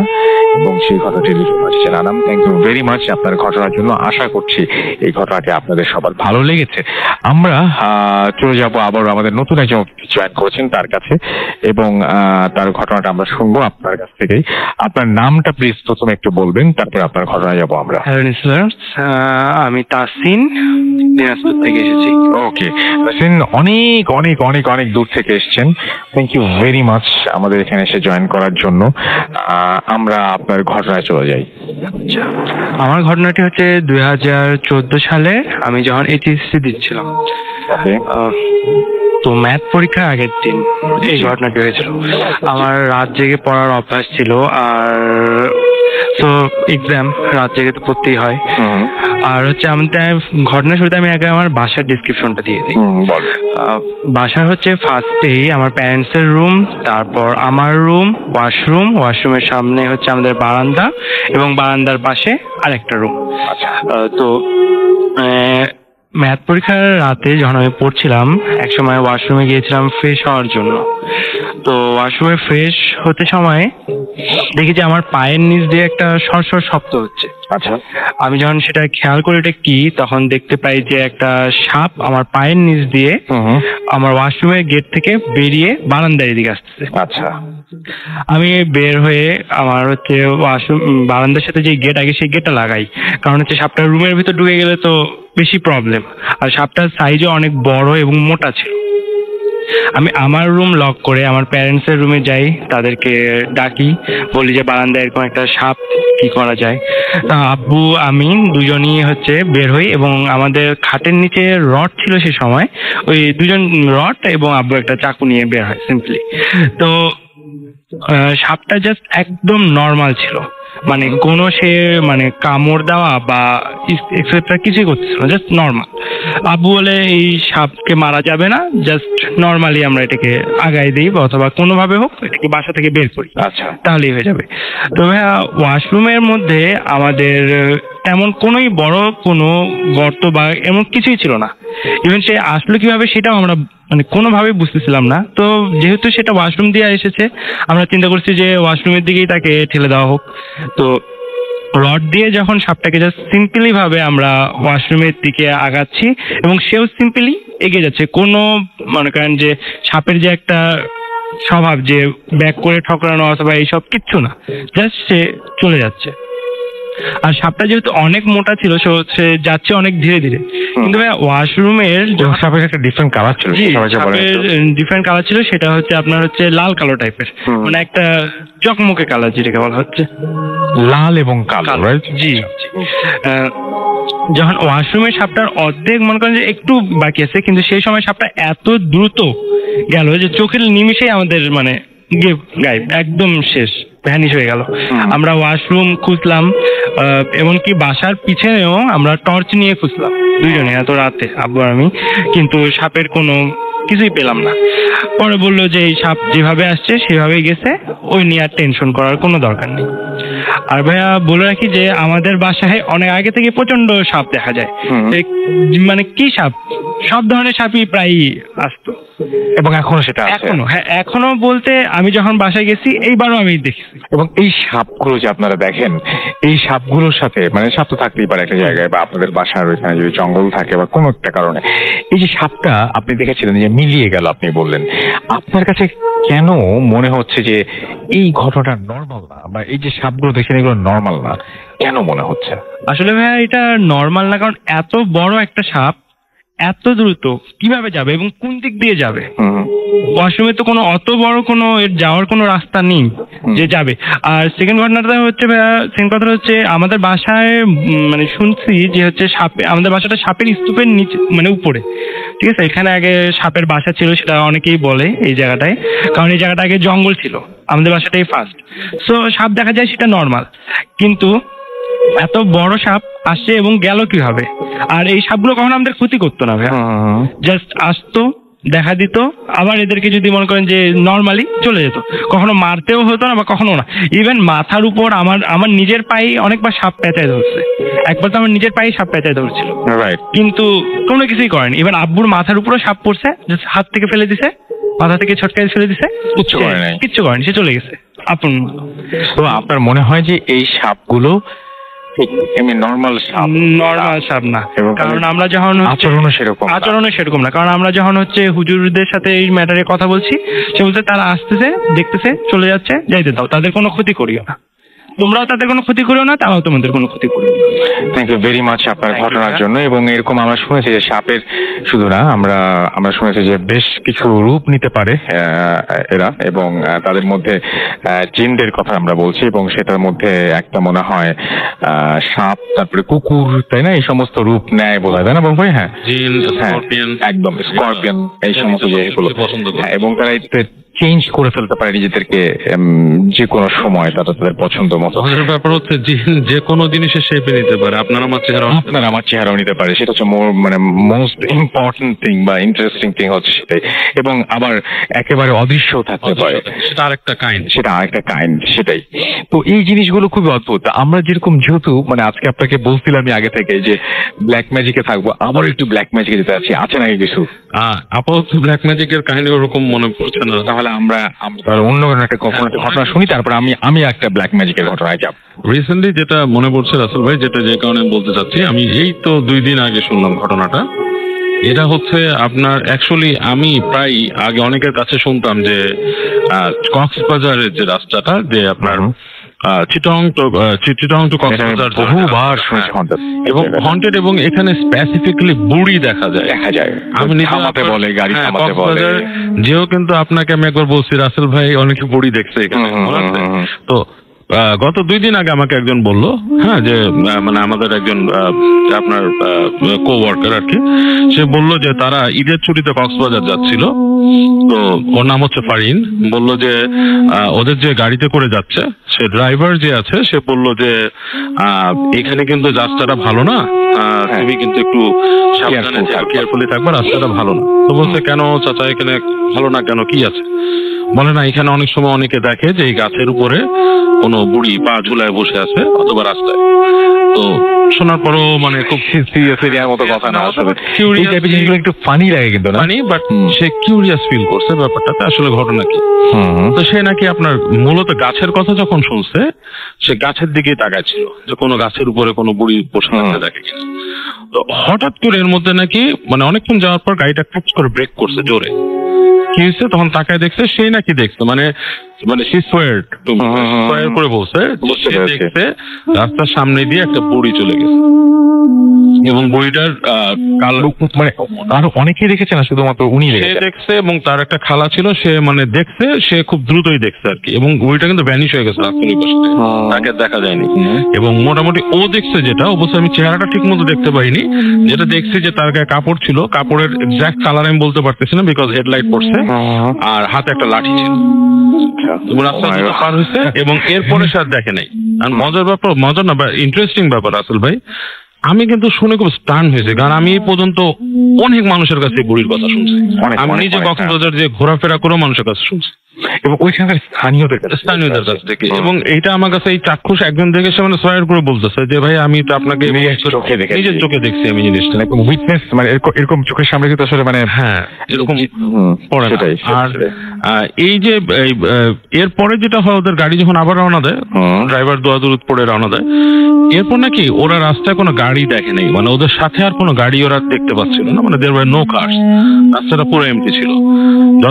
নরমাল না, হ্যাঁ, যতক্ষণ পর্যন্ত না, কিন্তু খুব লেট নাইট ছিল না, লেট নাইট ছিল, গভীর রাত ছিল। হ্যাঁ, গভীর রাত ছিল, রাত 2টা-2:30 বাজে তখন। যখন নাকি ওই সময় গাড়ি আরো দেখার কথা। হ্যাঁ, জিনিসটা হচ্ছে ওরা বলে যে গাড়ি কিছু দেখে নাই, বাট যখন তারা একটু আলো ফুটছে বা আজান দিচ্ছে এরকম সময় সিটিতে, একটা ছোট গ্রামের বাজারের মধ্যে জায়গায় থামছে গাড়ি নিয়ে। ও আচ্ছা, ইটস হাইওয়ে, হ্যাঁ, তো অবশ্যই গাড়ি থাকার কথা, আর অনেক গাড়ি থাকার কথা। ওরা দেখতেছে যে আরো গাড়ি পাস হয়ে যাচ্ছে রাস্তা দিয়ে, বাস যাচ্ছে, আজানের পরে দেখছে এটা পরে। আচ্ছা, তো জিনিসটা কিন্তু খুবই একটা আজব জিনিস আসল ভাই, অ্যাকচুয়ালি। এবং আরেকটা তো অবশ্যই যদি একটা ক্লু দেই, আমরা ভূত এফএম থেকে মনে হয় আপনাদের সাথে একটা শো করতে গিয়েছিলাম আমরা, সেটা ছিল ঢাকার কাছেই কোথায় জানি, প্রথম শোটা আমাদের ওখানে। কিন্তু যখন রেকি করতে যাই রাসেল ভাই, আপনার সাথে আমিও গিয়েছিলাম, একটা ছবি আমি আপ করছিলাম ফেসবুকে, একটা মানুষের ছায়া দেখা গেছিল, লাইক বুড়ি টাইপেরই, কিন্তু ওইটার কিন্তু কোনো অ্যাকচুয়ালি ছবি আমরা চোখে দেখি নাই। আমার কাছে সবচেয়ে বড় কথা ওইখানে যে সবচেয়ে যেটা আমাদের মানে এক্সপ্লোর করেছিলাম আমরা, সেটা হচ্ছে ওই অদ্ভুত গাছটা, এবং ওইটা ছবিটা মানে আপনি আপনার গাছের আশেপাশে তুলছেন। র্যান্ডমলি আমি ছবি তুলতেছিলাম, বাট ওই ছবিতে একটা এরকম আসছে এবং আমি এটা কোনো ফাইন্ড আউট করে দেখে মনে হচ্ছে যে একটা কাপড় আগাগোড়া মোড়া একটা মানুষ, মহিলা মানুষ যে যাচ্ছে, কিন্তু আমি দেখি নাই ক্যামেরায়, বাট আমি ছবি তোলার পর ওই অবয়বটা আসছে। এবং আমি খুব মানে অদ্ভুত ভাবে দেখি যে হঠাৎ করে গাছের পেছনে একটা মন্দির, মানে সেখানে একজন বয়স্ক মহিলা, এবং আপনি যে বলছেন ছবি তুলেছেন মহিলার মধ্যে, আমি আবার দেখলাম যে ওখানে একজন বয়স্ক মহিলা পুজো করছে। খুবই অদ্ভুত লেগেছিল আমার কাছে, হঠাৎ করে এলোমেলো লাগছিল, নরমাল ঠিক না কিন্তু জিনিসগুলো। এবং আমি যখন হচ্ছে এই যে কক্সবাজারে আমি যখন শো করতে গেলাম, তখন আমার রাস্তার মধ্যে অনেক মানুষ পেয়েছি যারা হচ্ছে এরকম ধরনের জিনিস নিজের চোখে দেখেছেন, এবং এই যে গাড়িতে গাড়ি মানে হাত তুলে থামাতে বলে, কেউ বলেন এইটা, কেউ বলেন যে কিছুই বলে না, রাস্তা জাস্ট পার হয়ে যায়। এই ব্যাপারগুলো খুব অদ্ভুত, তাই না? এই ব্যাপারগুলো খুবই আজব। এবং এরকম একটা ঘটনা আমার কাজিন বলেছিল, ও বলেছিল এরকম যে ও আর ওর হাজবেন্ড যাচ্ছিল আপনার এই কক্সবাজারে, ছিল কক্সবাজার, ওরটাও কিন্তু ও সাইড করে বলছে আমাকে, মিথ্যা বলা মানুষ না, সে গাড়ি নিয়ে যাচ্ছে। আর তখন আমি ভূত এফএম আসতাম না, সে এত আগে বলছে আমাকে জিনিসটা, গাড়ি নিয়ে যাচ্ছে, হঠাৎ করে বলে দেখে যে একটা মহিলা দাঁড়ানো, এবং দেখতে দেখতে গাড়িটা মহিলাটাকে হিট করে ফেলছে। এবং হিট করার পর দেখলো যে মহিলাটা ট্রান্সপারেন্ট, গাড়িটা মহিলাকে ভেদ করে চলে গেছে। হ্যাঁ, এরকম তো ঘটনা প্রচুর আমরা এরকম ভাবে শুনি যে জাস্ট ধাক্কার ফিলটাও পাওয়া যায়। এবং সবচেয়ে অদ্ভুত ব্যাপার সুমন ভাই একবার বলেছিলেন, সুমন ভাই বলছেন যে মানে আপনি দেখবেন যে বনেটে দাগ আছে, মানে জাস্ট আপনি বাড়ি খেয়েছে এই দাগটা আছে, বাট আপনি ক্রস করে চলে যাওয়ার পর যখন নামছেন তখন আপনি দেখছেন পেছনে কিছু নাই। এইটা খুব অদ্ভুত ব্যাপার, মানে এটা কেমন করে হয় আমার কোনো ধারণা নাই আসলে। এই সেম জিনিসটা কক্সবাজার রোডটা আছে, আমি উত্তরা রোডে আমি নিজে যেটা এক্সপেরিয়েন্স উত্তরে আমি যে কয়দিন গেছি আসলে মোটামুটি আমার মনে পড়ে না, আমি এখন আর তাকাই না, আমি নিজে যখন ড্রাইভ করি তখন আমি আরো তাকাই না যে ওই দেখবেন যে কাঁচ পড়ে আছে, মানে এই জিনিসটা খুব অদ্ভুত লাগে। একই জায়গায় মোটামুটি কাছাকাছি জায়গায় রেগুলার কেন অ্যাক্সিডেন্ট হবে, রেগুলার কোনো না কোনো উইন্ডশিল্ড কেন ভাঙবে, এবং আল্লাহ জানেন। সেটা উত্তরে আমার যাওয়া আসা করা বেশি হয়, এর জন্য আমি বলতেছি আমি এখন জায়গাটাকে লোকেট করতে পারি। জায়গাটা হচ্ছে ঠিক জসিমউদ্দিন রোডটা পার হওয়ার পর। আচ্ছা, আমার না এয়ারপোর্টের কাছে, এয়ারপোর্টের ওইটাই তো বললাম যে জসিমউদ্দিন রোড পার হয়ে যে জায়গাটা, ওটা কিন্তু এয়ারপোর্টের মাঝামাঝি একটা, মানে উত্তর দিক থেকে আসতে গেলে। হ্যাঁ, সেটাই। Thank you very much. আমরা এবার আরেকটা ঘটনায় যাবো, যে ঘটনাটি একটা ব্ল্যাক ম্যাজিক। তবে তার আগে আমরা ঘুরে আসি, দেখে আসি যে ফেসবুকে কারা কি লিখছেন, এবং ফেসবুকে অনেকেই অনেক কিছু লিখছেন এই মুহূর্তে। এন্ড বাবু ভাই, থ্যাংক ইউ ভেরি মাচ, আপনি অনেক কষ্ট করে এসেছেন, এন্ড আশা করছি যে আবার আপনাকে পেয়ে যাবো, আমরা ডেফিনেটলি জানাবো। সো আমরা এখন যেটা করবো ফেসবুক পেজে, থ্যাংক ইউ ভেরি মাচ, আমরা পরবর্তী ঘটনা আছে, যে ঘটনাটি আমার এখানে লেখা আছে, আমি ঘটনাটি আপনাদের পড়ে শোনাতে চাই। আচ্ছা, যেভাবে লিখেছেন আমি সেভাবেই পড়ছি। আমাদের এখানে তিনি লিখেছেন, হ্যালো রাসেল ভাই, আমার নাম এম আইফুর রহমান, আমি চট্টগ্রামে থাকি, পেশায় একজন সহকারী আইনজীবী। আমি চাই আমার স্টোরিটা আপনি পড়ে শুনুন। আমার স্টোরিটা আমি আমার বাবার মুখ থেকে শুনি। ঘটনাটি আজ থেকে 10-15 বছর আগে। আমার মামা ছিলেন যারা সবাই কাপড়ের বিজনেস করতেন। তো আমার মামার বাবা যিনি ছিলেন, তিনি হঠাৎ করে একদিন অনেক বেশি অসুস্থ হয়ে পড়েন। অনেক ডাক্তার দেখানো হয়, সবাই এক পর্যায়ে ওনার বেঁচে থাকার আশা ছেড়ে দিয়েছিলেন। এর কিছুদিন পর আমার মামা, যাকে আমরা সবাই আনিস মামা বলেই ডাকতাম, উনি একজন ব্যক্তির কাছ থেকে এক বৈদ্য সম্পর্কে আমাদের জানতে পারেন, আমাদেরকে জানান আর কি। এরপর মামারা কয়েকজন মিলে ঠিক করেন যে ওনারা ওই বৈদ্যর সাথে দেখা করবেন। বৈদ্য মানে জানেন তো, কবিরাজ ধরনের কিছু একটা। তো ওনারা কয়েকজন মিলে সেই বৌদ্ধর সাথে দেখা করার জন্য বেরিয়ে পড়েন। ওই বৌদ্ধ থাকতেন একটা পাহাড়ি মগদের এলাকায়, এবং তিনি নিজেও একজন মগ ছিলেন, তাই ওনাকে মগ বৈদ্যই বলে ডাকা হতো। আমার মামা ওনার সাথে দেখা করে ওনার পিতার রোগ সম্পর্কে জানান।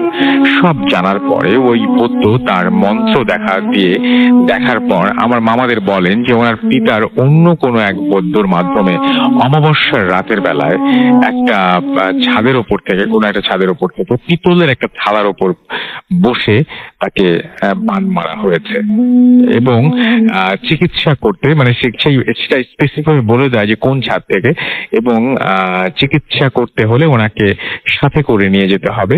কারণ এত দূর থেকে পাহাড়ে বসে ওনার পিতার চিকিৎসা করা সম্ভব নয়। তাই আমার মামারা আর দেরি না করে বৈদ্যকে সাথে করে নিয়ে আসেন এবং নিয়ে আসার পর ওই দিন রাতে 2:30 নাগাদ চিকিৎসা শুরু করেন এবং আমার মামাকে বলা হয় যে একটা মিষ্টি কুমড়ার বীজ নিয়ে আসার জন্য এবং ওনাকে বাড়ির পিছনে একটা গর্তে পুঁতে দেওয়ার জন্য। ওনারা তাই করেন, বীজটিকে মাটিতে পুঁতে আসা হয়। এরপর বৈদ্য তার তন্ত্র সাধনা করতে করতে প্রায় 20 মিনিট পর আমার মামাদের বলেন যে এবার গিয়ে দেখে আসো বীজটিকে। তখন ওনারা গিয়ে দেখেন যে বীজটি থেকে একটা চারা গাছ বেরিয়ে এসেছে। কি অদ্ভুত! মানে কিছুক্ষণ আগে যেটা পুঁতে দিয়ে আসা হয়েছে সেখান থেকে চারা গাছ বেরিয়েছে। এরপর বৈদ্য আবারও তন্ত্র মন্ত্র পড়তে থাকেন এবং কিছুক্ষণ পর আবার আমার মামাদের বলেন যে যাও গিয়ে দেখে আসো ওই চারা গাছকে। ওনারা গিয়ে দেখেন যে চারা গাছে একটা লতা বেরিয়ে এসেছে। ওনারা সেটা দেখে বৈদ্যকে বলেন। এরপর উনি আবারও মন্ত্র পড়তে থাকেন এবং 1 ঘন্টা পরে আবারও তাকে পাঠানো হয় মামাকে এবং ওনারা তখন গিয়ে দেখেন যে ওই লতায় একটা ছোট কুমড়া ধরে আছে এবং সেটাকে তিনি নিয়ে আসতে বলেন। পুরো ঘটনাটি আসলে 3-4 ঘন্টার মধ্যেই ঘটে। কুমড়াটা নিয়ে আসার পর ওই বৈদ্য সেটাকে তার আঙুলের নখ দিয়ে 2 টুকরা করেন আর তার 1 টুকরা আমার মামার বাবাকে খাওয়ানো হয়। এরপর আমার মামার বাবা আস্তে আস্তে সুস্থ হয়ে ওঠেন। আমার মামা অনেক রিকোয়েস্ট করে জানতে চেয়েছিলেন যে কোন ব্যক্তি বা বৈদ্য তার পিতাকে এই মেয়াদি বান মেরেছিলেন। সেটা অনেক জোরাজুরির পর উনি বলতে রাজি হন এবং বলেন যে আমি বলবো একটা শর্তে, যে ব্যক্তি তোমার পিতাকে বান মেরেছিল তাকে আমি এখানে নিয়ে আসবো, কিন্তু তোমরা কেউ তাকে মারধর বা কোনো ক্ষতি করতে পারবে না। এরপর ওই মগ বৈদ্য, যিনি আমার মামার পিতাকে সুস্থ করেছিলেন, তিনি একটা পিতলের থালা নিয়ে সেটার ওপর একটা মানুষের হাড় দিয়ে পেটাতে থাকেন। এক সময় দেখা যায় বৈদ্য আমার মামার পিতাকে বান মেরেছিলেন তিনি এসে উপস্থিত হন এবং সবার কাছে ক্ষমা চান তার কাজের জন্য এবং সেই সাথে তিনি ওয়াদা করেন যে তিনি আর কখনো কারো ক্ষতি করবেন এবং এরকম কাজ তিনি আর কখনো করবেন না। যদি করেন তাহলে তারই ক্ষতি হবে। এরপর আমার মামার বাবা ওই মগ বৈদ্যকে বাবা বলে ডাকেন, মানে ওদের মাঝে একটা পিতা পুত্রের সম্পর্ক হয়ে যায়। আর মগ বৈদ্য চলে যাওয়ার সময় আমার মামার পিতাকে একটি জিন দিয়ে যান এবং বলেন যে ওই জিনের মাধ্যমে উনি মানুষের উপকারের জন্য কাজ করতে পারবেন।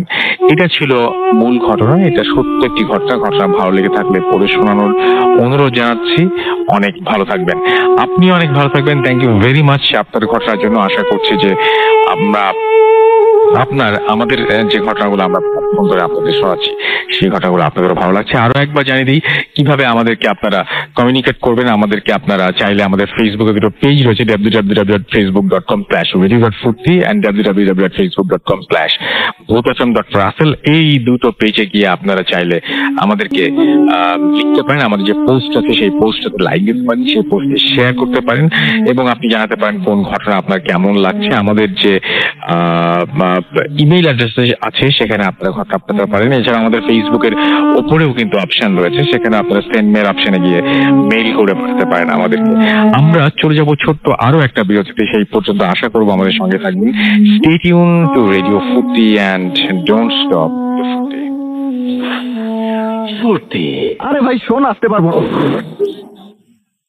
রেডিও ফুর্তি 88.0 FM।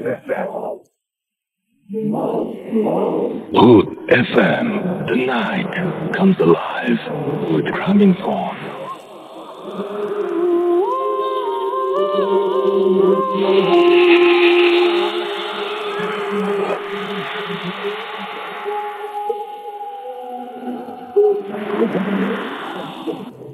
হ্যালো রাসেল ভাই, আসসালামু আলাইকুম। আমি নাফিস বনপানাটো। আমি আজকে আপনাদের সাথে যে বিষয়টা শেয়ার করবো, যে গল্পটা শেয়ার করতেছি, সেটা আমার নিজের সাথে ঘটে যাওয়া। আমার সাথে অনেক আগে থেকে অনেক প্রবলেম আছে যেটা আমি ফেস করি। অনেকের কাছে শেয়ার করেছি কিন্তু পজিটিভ কোনো রেসপন্স পাওয়া যায়নি। তো এটা হচ্ছে সঠিক দেখতে আমার মনে নেই, 1-2 বছর আগের হবে। আমি একদিন দুপুরে শুয়ে আছি নিজের বাসার বিছানায়। তো হঠাৎ করে চোখ খুলি। আগে বলে রাখি ভাই যে আমার রুমটা হচ্ছে এমন যে আমার রুমে খাট আছে, খাটের পাশে ড্রেসিং টেবিল আর অপোজিটে কয়টা সোফা রাখা আছে, যেখানে মানে কেউ বসলেন বিছানা থেকে সেটা ভালো করে দেখতে পাবো, মানে আমার সামনের দিকে থাকবে সে। যাই হোক, তো আমি এরকম বিছানায় শুয়ে আসছি, হঠাৎ করে দুপুরবেলা আমার ঘুম ভেঙে যায়। খুলে দেখি যে আমার সেই সোফাতে কে একজন বসে আছে। আমি ফার্স্টে ব্যাপারটা তেমন সিরিয়াস পার্ট তেমন কোনোভাবে নিলাম, জাস্ট দেখি যে একটা শেপ কালো সোফাতে বসে আছে। ভাবলাম যে হয়তো এটা ঘুমের চোখে দেখছি আমি, তাই তেমন ভয় বা কিছু মনে আসছিল না। কিন্তু যখন আমি ছবিকে শিওর করলাম যে আসলে এটা আমার ঘুমের চোখে নাকি আমার স্বপ্ন নাকি রিয়েল লাইফে, তো এই জন্য আমি একটু সময় নিলাম। যখন নেওয়ার পরে আবার ভালো করে তাকালাম, তারপর দেখি না এটা তোমার স্বপ্ন বা আমার ভুল কি, সত্যি আমার সামনে শুধুমাত্র একদম পুরো কালো। বাট মজার ব্যাপার এটাই যে তার গলা নেই, শুধুমাত্র গলার নিচ থেকে বডি আছে, উপরে কিছু নাই। এটা দেখা যায় আমি প্রচন্ড ভয় পাই, অবাক হয়ে যাই যে কি হলাম, কি দেখলাম। এটা প্রায় 5 মিনিটের মতো আমার সামনে ছিল। তারপর মানে কথা বলার ভাষা হারিয়েছিলাম। কাউকে যে ডাক দেবো, পাশের রুমে মা আছে বা আপু আছে, কাউকে ডাক দেবো সেটা বলার মতো আমার শক্তি আসছিল না। মানে মনে হচ্ছিল যে আমার গলা কেউ চেপে ধরে রাখছে, কথা বলতে পারছি না। তারপর এক সময় যখন পরে চিৎকার করলাম, আমার আপুকে ডাকলাম, আপু আসলো। তারপর আমি বললাম যে আমি এরকম একটা জিনিস দেখলাম, যে ছিল। তো আপু আমাকে যে কথাটা বললো এটা শুনে আমি আরো অবাক হয়ে গেলাম। আপু বললো যে আমিও সেদিন শুয়েছিলাম এখানে, তো দেখি যে খাটের স্ট্যান্ডের উপরে একজন উপর হয়ে শুয়ে আছে, মানে উপর হয়ে আছে। স্ট্যান্ডের পাটা ঝুলানো উপরের দিকে আর মাথাটা নিচের দিকে, এরকম। আপুর সামনে চুল ছেড়ে দিয়ে উপর করে ঝুলতেছে, আপুকে কেমন যেন ইশারা করছে। আপু আমাদের ব্যাপারটা শেয়ার করেনি যে আমরা ভয় পাবো এই জন্য। ওইটার সঙ্গে তো আমি আরো প্রচন্ড ভয় পাচ্ছিলাম যে এটা কি হচ্ছে আমাদের সাথে, আমরা কি দেখলাম এটা। তো তারপর থেকে আর কোনো প্রবলেম হয়নি, তারপর আর দেখাও যায়নি। তারপর থেকে আমার জীবনে নতুন কিছু প্রবলেম হয়েছে, যেটা আমি তাকে পরে শেয়ার করবো। তো ভালো থাকবেন, আসসালামু আলাইকুম। Hood FM, the night comes alive with Running Thorn.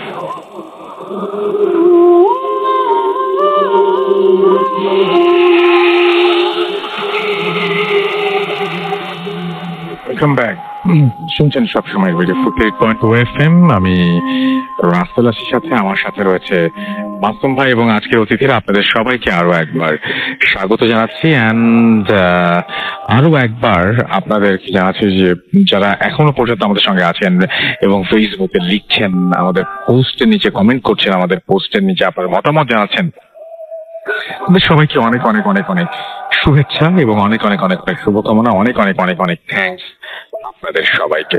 তো আমি চলে যাচ্ছি পরবর্তী ঘটনায়। আমার সঙ্গে একজন অতিথি আছেন, আপনার নামটা প্লিজ একটু বলবেন, তারপর আপনার কথা শুনবো আমরা। থ্যাংক ইউ রাসেল ভাই, আমি কাব্য ফোরন থেকে। ওকে, একটু কাছ থেকে বলবেন। আমি সরাসরি ঘটনা চলে যাচ্ছি প্লিজ। আমার ঘটনাটা ভাইয়া 2 বছর আগে আমার বোনের সাথে ঘটে গেছে। তো আমার বোন আমার থেকে কিছু বড়। তো আমার 2 বছর আগে আমার বার্থডেতে আমার বাসায় কিছু গেস্ট আসার পরে আমরা সেদিন রাতে সবাই একসাথে থাকাতে আমার বোনের সাথে আমার ঘুমাতে হয়। তো আমি আর ও একসাথে শুয়েছিলাম। তো হঠাৎ করে রাতে কথা বলতে বলতে হঠাৎ করে আমাকে বলতেছে যে তুই কি নিজেকে কখনো সামনাসামনি দেখেছিস? মানুষ তো নিজেকে স্বপ্নে দেখে পরবর্তী রূপ। বলতেছে যে না, আমি নিজেকে দেখতেছি এবং আমার ফেসটা একটু ডিফারেন্ট। বলতেছি যে কিরকম দেখতে? তো বলতেছে যে অনেক ফর্সা, এন্ড আমার চুলগুলো অতিরিক্ত বড়, যেটা মেঝেতে একদম লাগতেছে, এন্ড ঠোঁটে সম্পূর্ণ লাল টকটকা লিপস্টিক দেওয়া। তো আমি ওর দিকে তাকায় আছি, হঠাৎ করে দেখতেছি যে ও ওইরকম হুবহু রূপ নিয়ে নিছে। তো এটা দেখার পর আমি ওর গায়ে হাত দিই। হাত দেওয়ার পর হঠাৎ করে দেখতেছি যে ওর পুরো বডিতে অতিরিক্ত পশম হয়ে গেছে। পশম দেখার পর আমি স্বাভাবিকভাবে ভয় পাই। ভয় পাওয়ার পর উঠে আম্মুর কাছে যাই। আম্মুকে যে ডাক দিয়ে যে আম্মু দেখো যে সানিয়া কি হয়েছে। আম্মু উঠে আসে। আসার পর দেখতেছি যে ও ওইটা বৈশা বলতেছে কি হলো, তুই আমার পাশ থেকে ওইটা চলে গেলি কেন? রাতের বেলা আমার একা রেখে চলে গেছে। তো ওরকম ভাবে ওই রাত কাটলো। তো পরের দিন থেকে ওর সম্পূর্ণভাবে সবকিছু চেঞ্জ হয়ে গেছে, কথাবার্তা, চালচলন সম্পূর্ণ চেঞ্জ। তো ওই মেহমান ঘরে থাকাকালীন আমার এক ভাইগনা থাকে, তো মেইনলি প্রবলেমটা ছিল ওকে নিয়ে। তো ভাইগনা ওর সাথে বসে কথাবার্তা বলতেছে, তো ওর কথা স্টাইলগুলো সম্পূর্ণ চেঞ্জ। ও অনেক জি, আপনি কাছ থেকে বলেন। ও অনেক নর্মালি ভাবে কথা বলতেছে না, এক প্রকার ভাবে অনেক ক্লোজলি কথাবার্তা শুরু করলো। এক করে সম্পূর্ণভাবে ও চেঞ্জ হওয়ার পরে সবার চোখে এটা পড়ছে। তো আমরা ওকে বাসায় রেখে একটা কাজে বের হইলাম। বাসায় শুধু আমার আরেকটা বোন আর ভাইয়া ছিল। তো দুপুরে লাঞ্চ করতে বসছে, তো ও একা সবার খাবার এসে বসে বসে যেসব ও কখনো খায় না সেগুলো বাকি রেখে দিচ্ছে। তো সম্পূর্ণ খাবার শেষ করার পর ভাইয়া আর আপু একটু সন্দেহ হলো যে কি ব্যাপার, ও সবার খাবার একটা খেলো। জিনিসটা আম্মুকে জানানোর পর আম্মু বলছে আচ্ছা ঠিক আছে আমরা বাসায় আসি, তারপর দেখতেছি। বাসায় আসার পর দেখতেছি যে ও সম্পূর্ণ ঘরের ভিতরে হেজাব টেজাব পরে, ফুল হাতা সব পরে একা এক রুমে বসে আছে। ওই রুমে কাউকে যেতে দিচ্ছে না। তো আমি গেলাম, যাওয়ার পর আমার বলতেছে যে একমাত্র তুই থাকবি আর অন্য কোনো ছেলে যাতে আমার রুমে না ঢুকে। তো ওই জিনিসটা বললাম যে আচ্ছা ঠিক আছে। তো আমি ভয়ে ওর কাছে না যেয়ে এসে উঠছি। তো আমার এক আন্টি ছিল, সে একটি প্যারানর্মাল জিনিসপত্র নিয়ে এসব কাজ করে থাকে। তো সে বাসায় আসছে, আসার পর আম্মু সবকিছু তাকে বলছে যে ওর বিহেভ গুলো চেঞ্জ দেখতেছে। তো আন্টি বলতেছে আচ্ছা ঠিক আছে আমি দেখতেছি। তো আন্টি কাজ অনুযায়ী করলো কি, জমজম করার পানি এনে ওর বলতেছে যে চলো তোমার পানি খাবা। বলতেছে যে না আমি পানি খাবো না, আমার এখন পানি খাওয়ার কোনো ইচ্ছা নেই। তোকে মোটামুটি জোর করে জমজম করার পানি খাওয়ানো হলো। পানি খাওয়ানোর সাথে সাথে ওর বিহেভ উত্তেজিত হয়ে আন্টিকে বলতেছে যে তুই আমার কি খাওয়ালি, তুই আমার থেকে যা, দূরে যা। তো আন্টি বুঝছে, বুঝার পর বলতেছে যে আচ্ছা ওকে কেউ কিছু বললো না, ওর কাছে যেও না, ওকে ওর মতো থাকতে দাও। দেন সন্ধ্যাবেলা সবাই এটা নিয়ে অনেক কথাবার্তা শুরু করার পর বলতেছে যে আচ্ছা এটা আজকে রাতের মধ্যে কি করা যায় দেখা যাক। তো বলে রাখা ভালো যে ওর কথাবার্তা সম্পূর্ণভাবে অন্যরকম ছিল। ও আগে থেকে সবার কথাবার্তা বলে দিচ্ছিল যে কার কি হচ্ছে, কে কি করতেছে।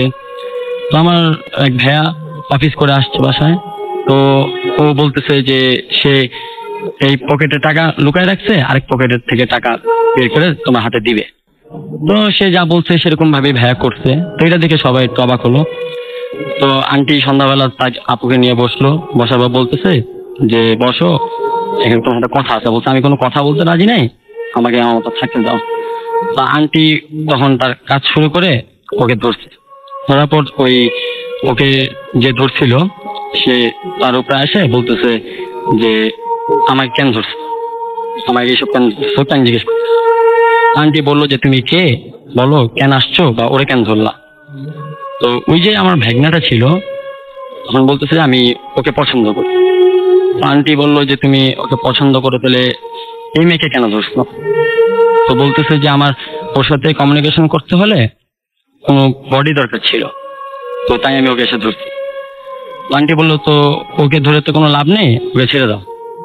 তো ও বলতেছে যে না আমি বডি ছাড়বো না, এই বডির সাথেই আমি ওই ছেলের সাথে থাকবো। তো আন্টি বলতেছে না এটা ছাড়তে হবে। তো একবার ভাবে জোরাজোরি করার পর আন্টি কাজ করে বললো যে আচ্ছা তুমি এই বডি ছেড়ে তুমি নর্মাল ভাবে ওই ছেলের দিকে কথাবার্তা চালা যাও, কিন্তু ওর বডি ছেড়ে দিবে, কিন্তু তুমি দূর থেকে ওর কাছে থাকবা। দেন এই কাজ করে তো ও রাজি হলো, বললো আচ্ছা আমি বডি ছেড়ে দিব, কিন্তু যদি কখনো এই বডি আমি পাই তো এই বডি আমি আবার ধরবো। তো আন্টি বললো আচ্ছা ঠিক আছে তুমি এখন ছেড়ে দাও। তো একবার বডি ছেড়ে দিয়ে চলে গেল। তো আন্টি তাকে তাবিজ দিয়ে বললো যে তাবিজ খোলা যাবে না, এই তাবিজ খুললে সেটা আবার ব্যাক করে সবাইকে আর কি ক্ষতি করবে। এই ছিল থ্যাংক ইউ সো মাচ। আমরা একটা ছোট্ট অডিও ক্লিপে যাবো এবং অডিও ক্লিপের পর আবারও ফিরে আসবো। সেই পর্যন্ত আশা করছি আমাদের সঙ্গে থাকবেন। স্টে টিউনড ফর ইউ ফুর্তি এন্ড ডোন্ট স্টপ দ্য ফুর্তি।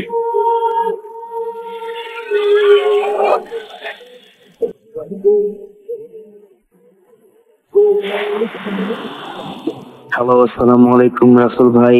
আশা করি আপনি ভালো আছেন, কারণ আমি জানি আপনি সবসময় ভালো থাকেন এবং সবসময় ভালো চলে। আমি নাইম আহমেদ বলছি ঢাকা থেকে। আমার ঘটনাটা ভয়ঙ্কর না হলেও কিছুটা অদ্ভুত। বেসিক্যালি ঘটনাটা আমার মামার সাথে ঘটে যাওয়া একটা ঘটনা।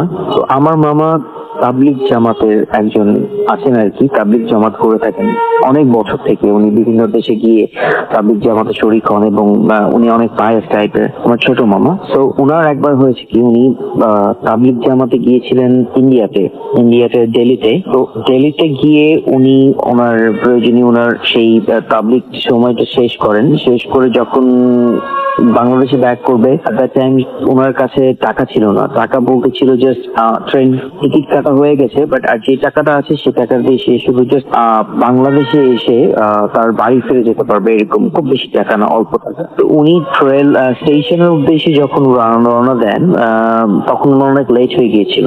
ইভেন যখন স্টেশনে উনি নেমে যান, এট দ্যাট টাইম ট্রেন ছেড়ে দিয়েছে। তো উনি অনেক দৌড়াদৌড়ি শুরু করেন। উনি একটু ফ্যাটি, উনি দৌড়াতে থাকেন আর উনার সাথে বেডিং কাপড় চোপড় সহ একটা বড় বিশাল একটা ব্যাগ, যেরকম পাবলিক জামাতে আমরা বেসিক্যালি দেখে থাকি, সামথিং লাইক দ্যাট, ওরকম একটা ছিল। এটা অনেক হেভি ওয়েটের ছিল। তো ওইটা নিয়ে উনি দৌড়াতে ট্রাই করেন, দৌড় শুরু করেন। আর উনি দেখতে পান ট্রেন চলে যাচ্ছে, বাট ওনার সাথে যে ব্যাগটা আছে সেটা যদি উনি ক্যারি করেন তাহলে সে ট্রেনে উঠতে পারবে না। তো উনি আল্লাহর কাছে দোয়া প্রার্থনা করে, আল্লাহর নাম নিয়ে বিসমিল্লাহ বলে হাত থেকে ব্যাগটা ফেলে দিয়ে দৌড়ে ট্রেনে উঠে যান। ট্রেনে উঠে যে উনি টিকিট চেক করে টিকিট দেখে একদম জাস্ট ওনার সিটে গিয়ে উনি বসেন। উনি বসার পরে ট্রেনের বাইরের দিকে তাকিয়ে মন খুব খারাপ ছিল। উনি ভাবছিলেন যে আমার অনেক জিনিসপত্র ফেলে এসেছি, আমি সেগুলো নিতে পারলাম না। হঠাৎ করে উনি সাডেনলি জাস্ট উনি ওনার পায়ের দিকে তাকিয়ে দেখেন যে ওনার ব্যাগ, ওনার যে টোটাল বেডিংটা ছিল সেটা ওনার পায়ের কাছে। তো এইটা দেখে উনি অনেক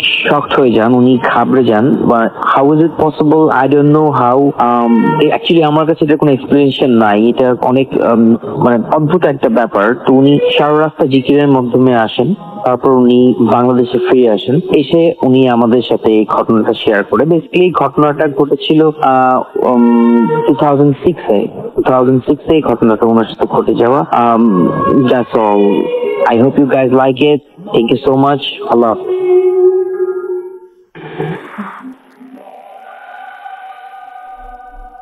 ওয়েলকাম ব্যাক। আমরা ছোট্ট একটা ঘটনা শুনলাম এবং আশা করছি যে এই ঘটনাটা আপনাদের ভালো লেগেছে। যাই হোক, আমি আরো একটা ঘটনা আশা করছি আপনাদের পড়ে শোনাতে পারবো এবং সেই ঘটনাটা আমি একটু পড়ে শোনাই আপনাদেরকে। যাই হোক, এই ঘটনাটি আমাদের একজন লিসেনারই পাঠিয়েছেন এবং অবভিয়াসলি তিনি যেভাবে পাঠিয়েছেন আমি সেভাবেই পড়বো। তো লিখছেন যেভাবে, আসসালামু আলাইকুম রাসেল ভাই, ফেনী থেকে শাহাদাত হোসেন। আমি ভালোই, আপনি ভালোই আছেন, কারণ আপনি ভালোর দলে থাকেন সবসময়, তাই নতুন করে জিজ্ঞেস করলাম না আপনি ভালো আছেন কিনা। আমি বাংলায় লেখায় অতটা এক্সপার্ট নই, তবুও বাংলায় লিখছি, কারণ আজ 3 দিন ধরে একটু একটু করে যেটা আপনার সুবিধা হয়। আমি আশা করি ঘটনাটি আপনি পড়বেন। যাই হোক, আমার ঘটনাটি শেয়ার করব, যদি স্টুডিওতে এসে বলার ইচ্ছা ছিল খুব, কিন্তু আপনি কষ্ট করে এটা পড়ে শোনাবেন আশা করি। যাই হোক, ঘটনা চলে যায়। ঘটনাটি আমার ফুফাতো ভাই শাকিল শাহরিয়ারের সাথে ঘটা। আমি নামটা ছদ্মনাম, কারণ এতে ওর সামাজিক মর্যাদার সমস্যা হতে পারে, সেজন্য উল্লেখ করেননি তিনি এবং সেটাই তিনি জানিয়েছেন। তো শাকিল শাহরিয়ার ছদ্মনাম নিয়ে আমরা আপনাদেরকে পড়ে শোনাচ্ছি। যাই হোক, আমার ফুফাতো ভাই খুব স্মার্ট ছেলে, সবসময় পরিপাটি থাকে, বিভিন্ন সুগন্ধি ব্যবহার করে। এই কথা এই জন্যই বললাম যে এ কারণেই তার সাথে ঘটনাগুলো ঘটে। 2015 সালের দিকে ফুফাতো ভাই এবং তার বন্ধুরা মিলে উপজেলার দাগনভূঞার প্রতাপপুর গ্রামের জমিদার বাড়ি দেখতে চায়। উল্লেখ্য, জমিদার বাড়ি বাড়িটি নিয়ে অনেকের মুখে নানান রকমের কথা শোনা যায়। যাই হোক, তারা যখন পৌঁছায়, একটু ঘুরে ফিরে এক জায়গায় আমার ফুফাতো ভাই গিটার বাজিয়ে গান শুরু করে, কিন্তু সে গানও ভালো গাইতে জানে। যাই হোক, তারা কিছুক্ষণ গান গেয়ে তারা দেখে একটা জামরুল গাছ। তারপর ওইখান থেকে জামরুল পারলো। তারপরে তাদের নাহিদ নামের একজন উপর থেকে জামরুল হাতে লুফে নেওয়ার সময় বা ক্যাচ ধরার সময় আমার ফুফাতো ভাই কি যেন ধাক্কা খেয়ে পড়ে বেহুশ হয়ে যায়।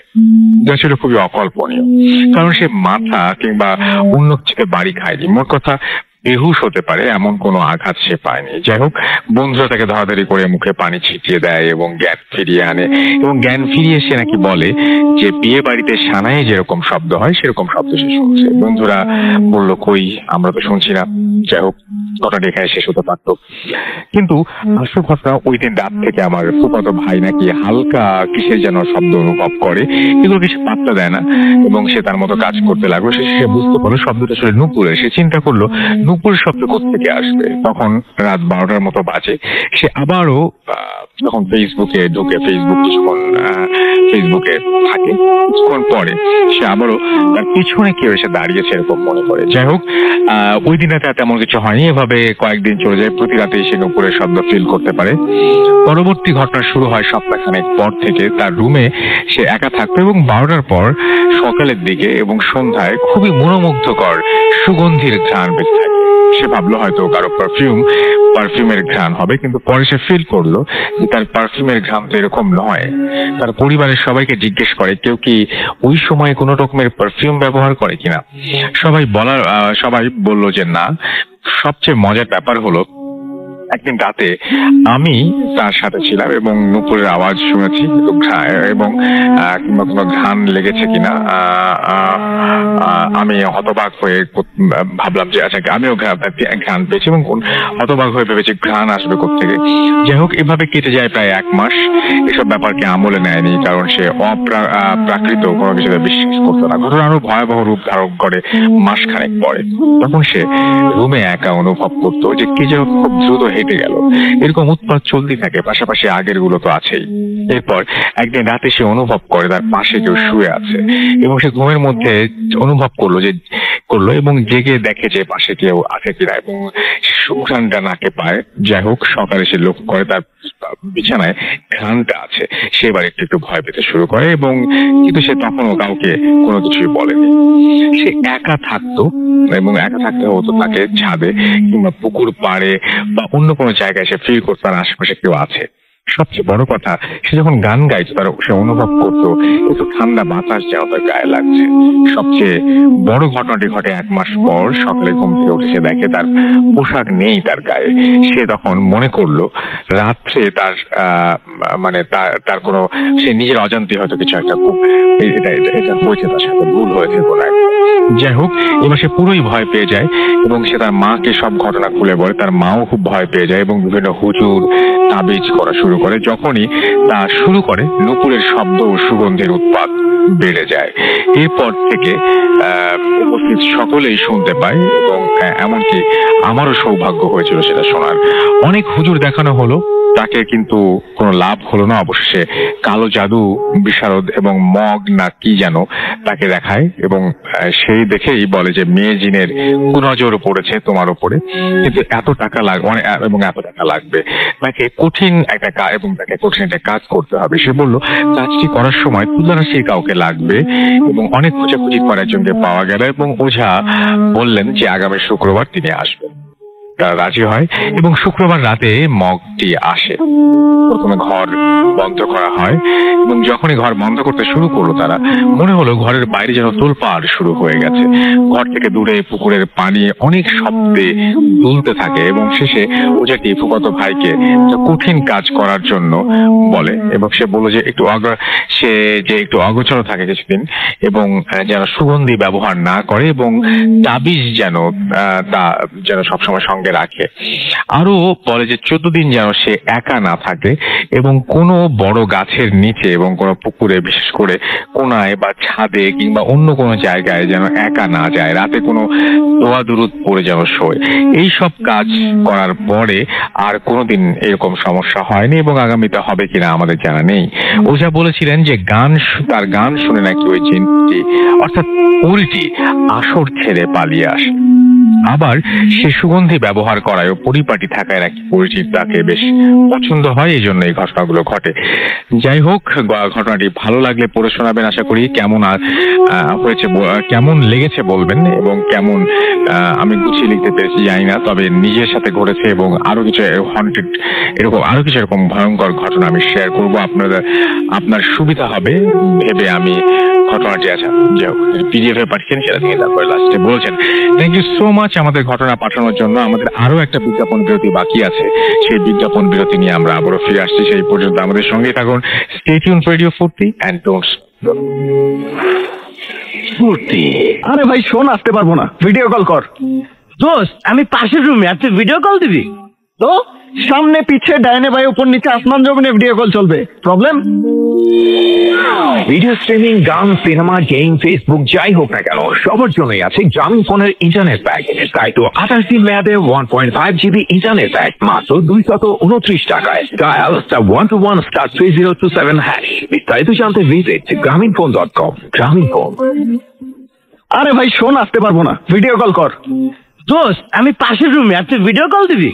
তো সামনে পিছে ডাইনে বাই উপর নিচে আসমান জমিনে ভিডিও কল চলবে, প্রবলেম? ভিডিও স্ট্রিমিং, গান, সিনেমা, গেম, ফেসবুক যাই হোক না কেন সবার জন্যই আছে গ্রামীণ ফোনের ইন্টারনেট প্যাক। তাই তো 28 দিন মেয়াদে 1.5 GB ইন্টারনেট প্যাক মাত্র 229 টাকায়। ডায়াল *121 *3027#। বিস্তারিত জানতে ভিজিট grameenphone.com। গ্রামীণ ফোন। আরে ভাই শোন, আসতে পারবো না, ভিডিও কল কর। দোস্ত আমি পাশের রুমে, আর তুই ভিডিও কল দিবি? তো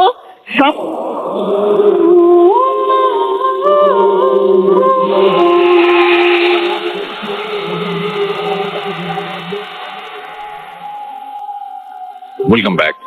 আমরা আরো একবার জানাতে চাই, the night comes live with গ্রামীণ ফোন। শুনছেন সবসময় রেডিও 40.4 FM। আমি রাস্তা আছি, সাথে আমার সাথে আছে মাসুম ভাই এবং আজকের অতিথি আপনাদের সবাইকে আরো একবার স্বাগত জানাচ্ছি ভূত FM-এ। আমি একটা জিনিস একেবারেই বুঝতে পারি না যে আমরা জানি যে অবশ্যই ব্ল্যাক ম্যাজিক খারাপ, তারপরেও আমরা কেন করতে রাজি হই? মাঝে মাঝে আমরা খুব বিপদে পড়লে তখন কিন্তু এই যে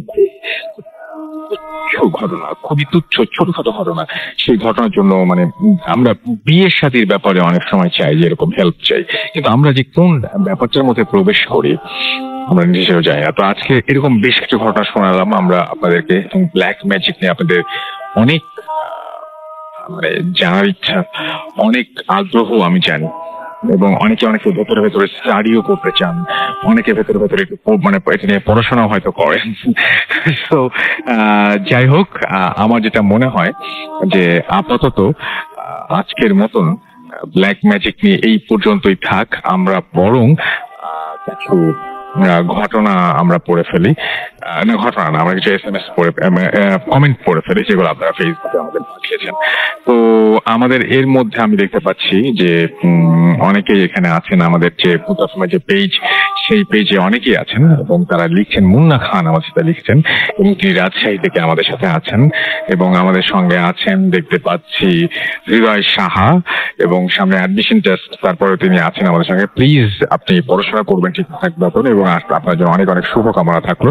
মরিয়ম মিম আমাদের সঙ্গে আছেন এবং আমাদের সঙ্গে আছেন, তিনি একটু পরে স্টার্ট করেছেন, এবং তিনি কেমন আছেন শুনছি, ভয় পেতে চাই। আমরা তো অনেকক্ষণ ধরেই বেশ কিছু কথা শেয়ার করলাম, জানি না আপনাদের কেমন লেগেছে। সৈকত খান আমাদের এখানে ভাই খুব ভালো লেগেছে, থ্যাংক ইউ সো মাচ। আমাদেরকে দেখতে পাচ্ছি দেবপ্রিয় আছেন আমাদের সঙ্গে।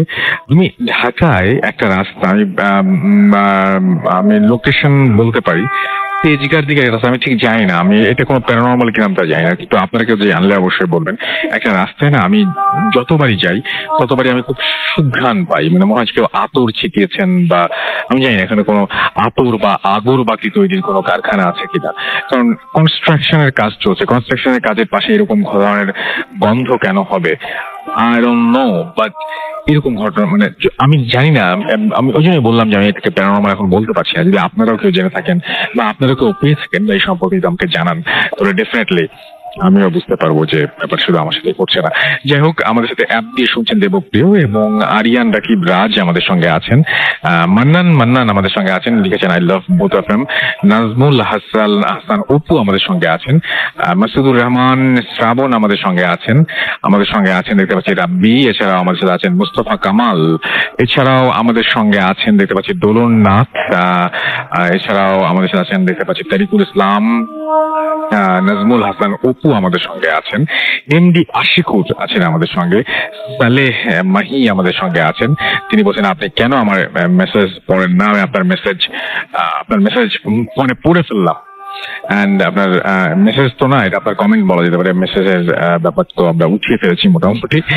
যাই হোক, অ্যান্ড যারা মেসেজ করতে চান তাদের জন্য আমি জানি না যে পরবর্তী কোনো সুযোগ আসছে কিনা।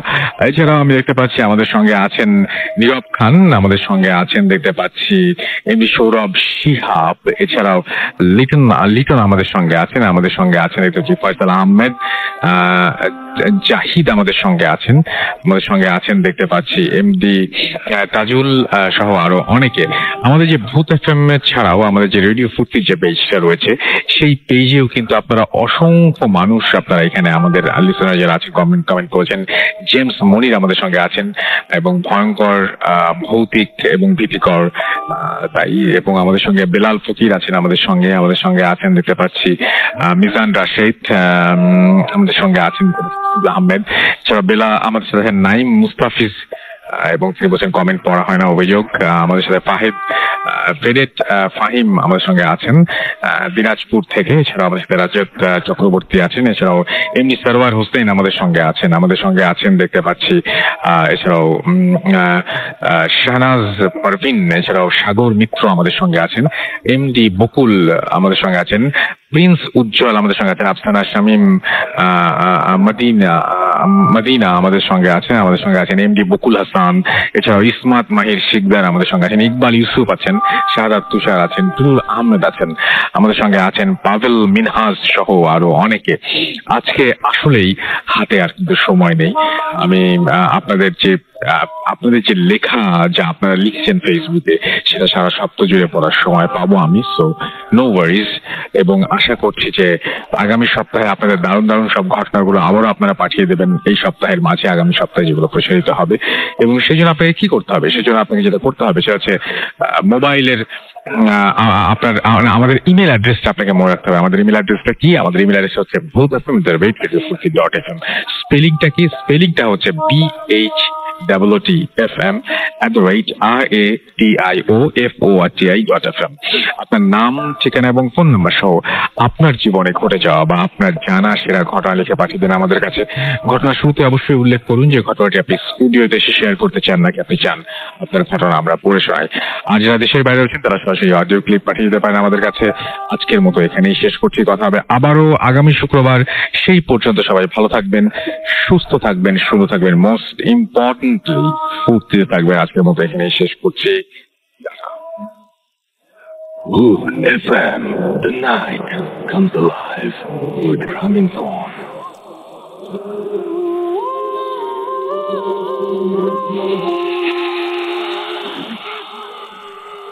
Radio Fruity 88.4 FM.